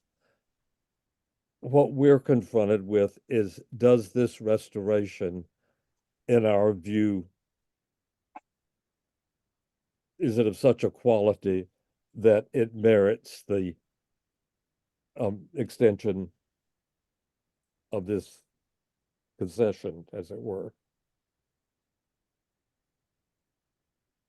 Well, And compared to that, what would we require more in order to conform? well, I don't know, it's a tricky one. I mean, that is the purpose of that MOU. Anita, can you move a little closer to the mic? Yes. I'm saying it's a little tricky because the MOU, I think modification, occupancy use, or something like that, that is sort of the carrot that's given. So it's on the books. I mean, it's discretionary. It actually is not on the books. You have to call them up and make a deal. But so that's the agreement they've gone into. Now, this particular owner has not invested in restoring their building, and maybe this would be the incentive to actually save these buildings, because they're on their way to being quite derelict. And I think maybe this is what it has to happen to make it restored. Is it of exceptional? Who knows? It's the contractor. Now we have a great spec, we have a great preservationist. I don't think any of the professionals are the problem, but the contractor, who is not maybe the cheapest and maybe has restoration expertise, these guys are not inexpensive. So to get a good result, you need to get somebody qualified to build it. Well, I assume that's built into the specs as well, but that's the only way to see if it's exceptional. Well, we could certainly have a clause in the application one, the waiver one, that we expect everything to be done as promised. By qualified. Condition. The problem is really qualified craftsmen. So if that is maybe something we can add in, experience, qualified. We can expect that. It's not That'll even make a bigger difference than anything else. Okay. I think also the maintenance, I'll just finish up one more thought, is the maintenance has not been top on their priority. And, these people have been living in their building for 50 years, and there hasn't been any restoration repair work. So if it now becomes on, you know, I don't know if the LPC has enough bite back to really enforce this, but being on a maintenance, restoration would be a big plus. I think this homeowner, this building owner needs that. Otherwise, they're not gonna do anything. I think, Chanel, that it's important for us to note that we were really given no information about the extent of this restoration.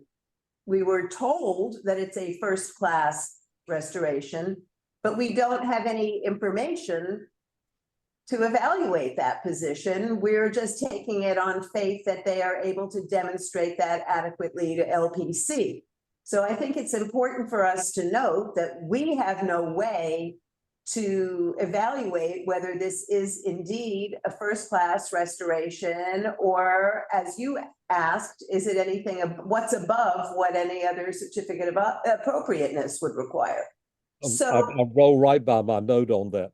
Well, I think we have to note you that. and recall we I have to- asked them Sorry, one what more thing. the difference was in what they considered a first-class restoration to qualify for this, and a restoration they would do otherwise, and there was no answer.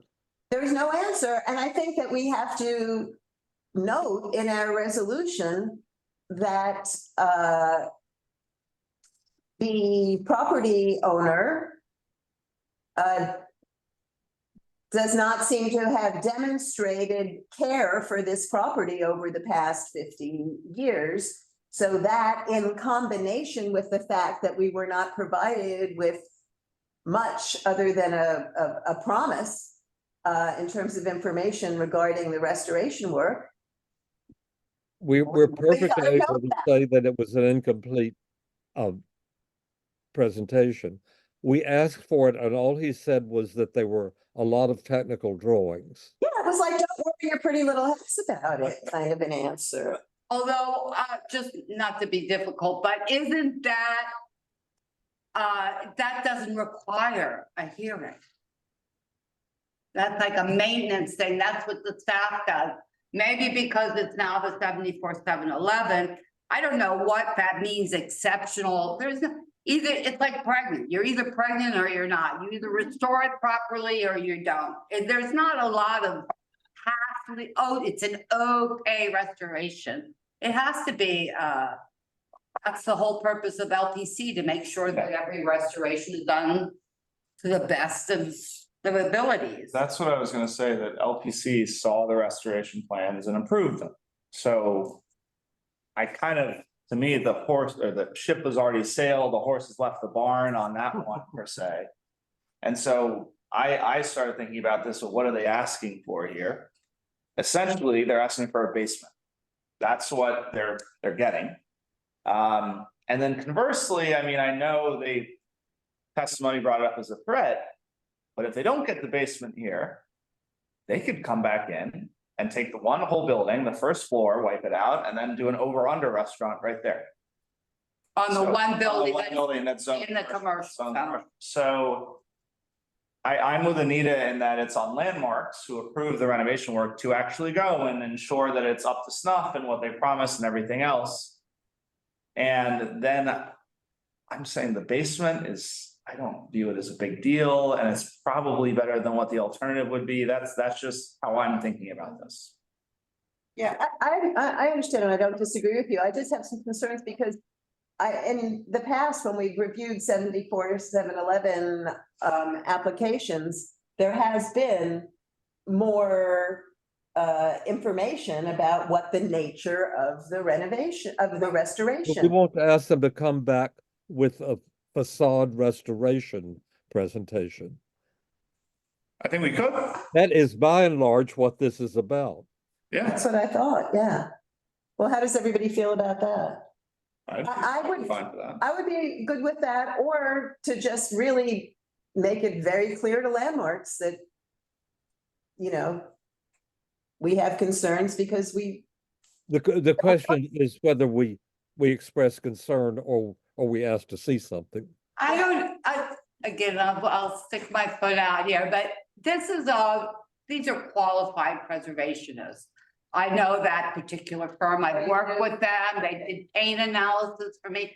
So, you know, I don't know that we're gonna sit around, criticizing their restoration plan when this, owner clearly wants something, so they're gonna present a good presentation, I would think at a minimum.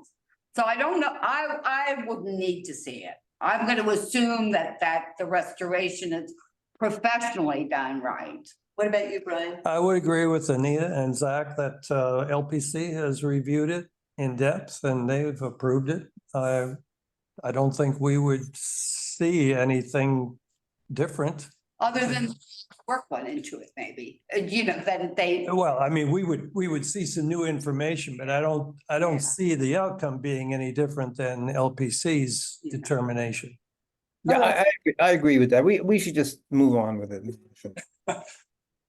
Then we can express concern that it was wrong that they didn't present it. Yeah, okay, That we didn't see it and just sort of double down on LPC's evaluation. Oversight or evaluation. I think we owe it to We're trusting the okay. The representation of the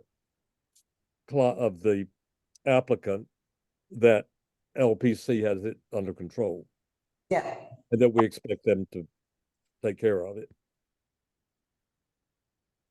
And the buildings do get restored under that program. I mean, I know people are supposed to maintain their properties, but they don't always. And in this case, they haven't.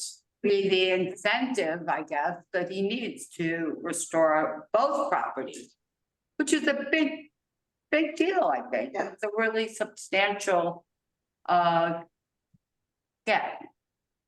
Okay, is there are there I have no more notes on this. Are there any other things that need to be included that anybody has? I don't think so here in the room. It's basically approval except for the door. Yes. Yes. And we know there's a solution to that, Yes. which they themselves spoke about. Okay. Waverly Place. Yeah, I have no issues. No issues. I think it's fine. I think it's fine. The two buildings on each side of it are, I didn't remember the number, and I passed there tonight, and it is a sore thumb worse than it was because the corner building with the bookstore and its neighboring building were restored, and the two on the other side are under restoration now with a very fun proposal. Right now is shambles. The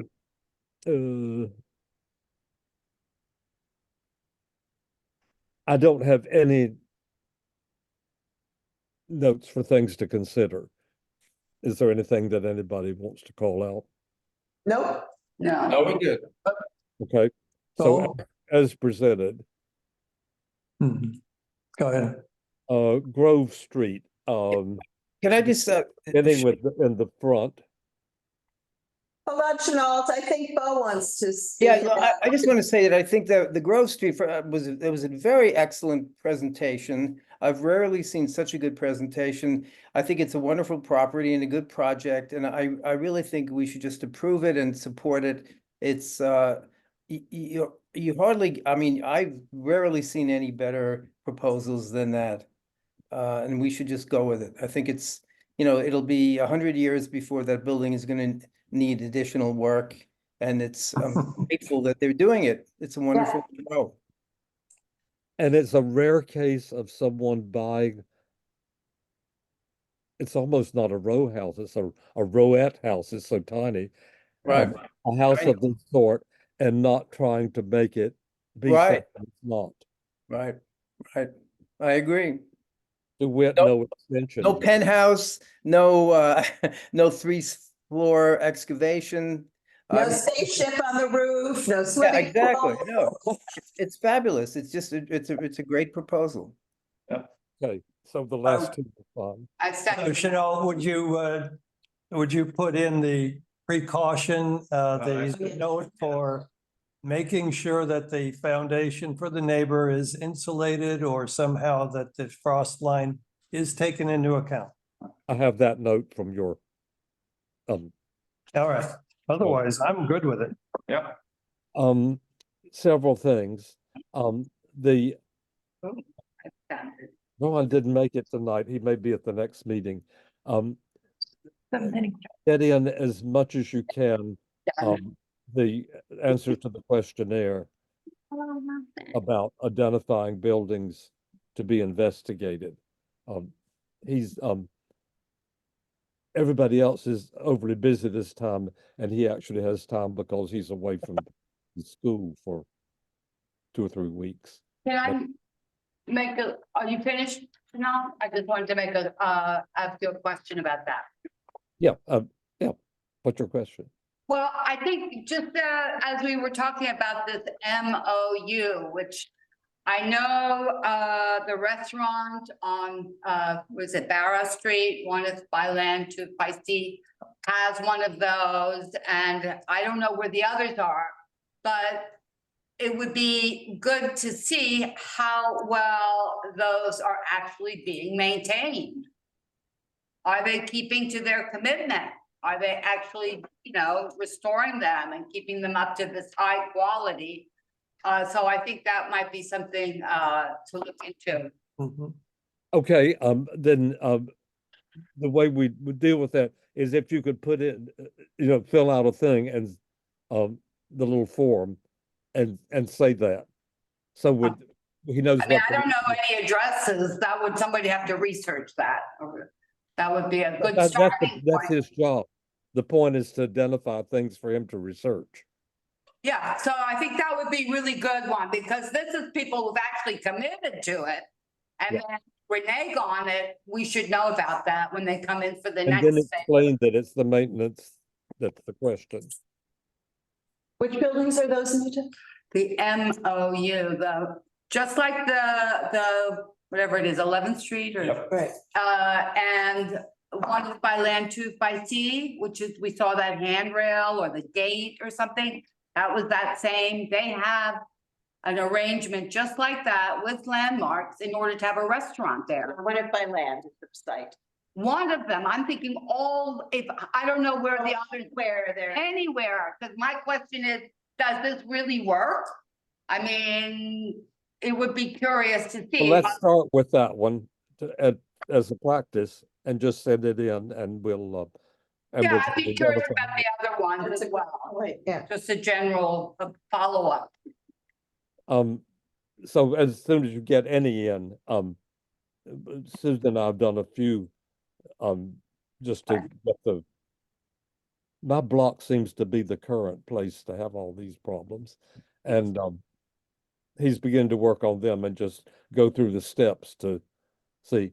He's, a remarkable quick study about something as specific as landmarks and, seems to have mastered the rather complicated, if in the end clear, website of the commission.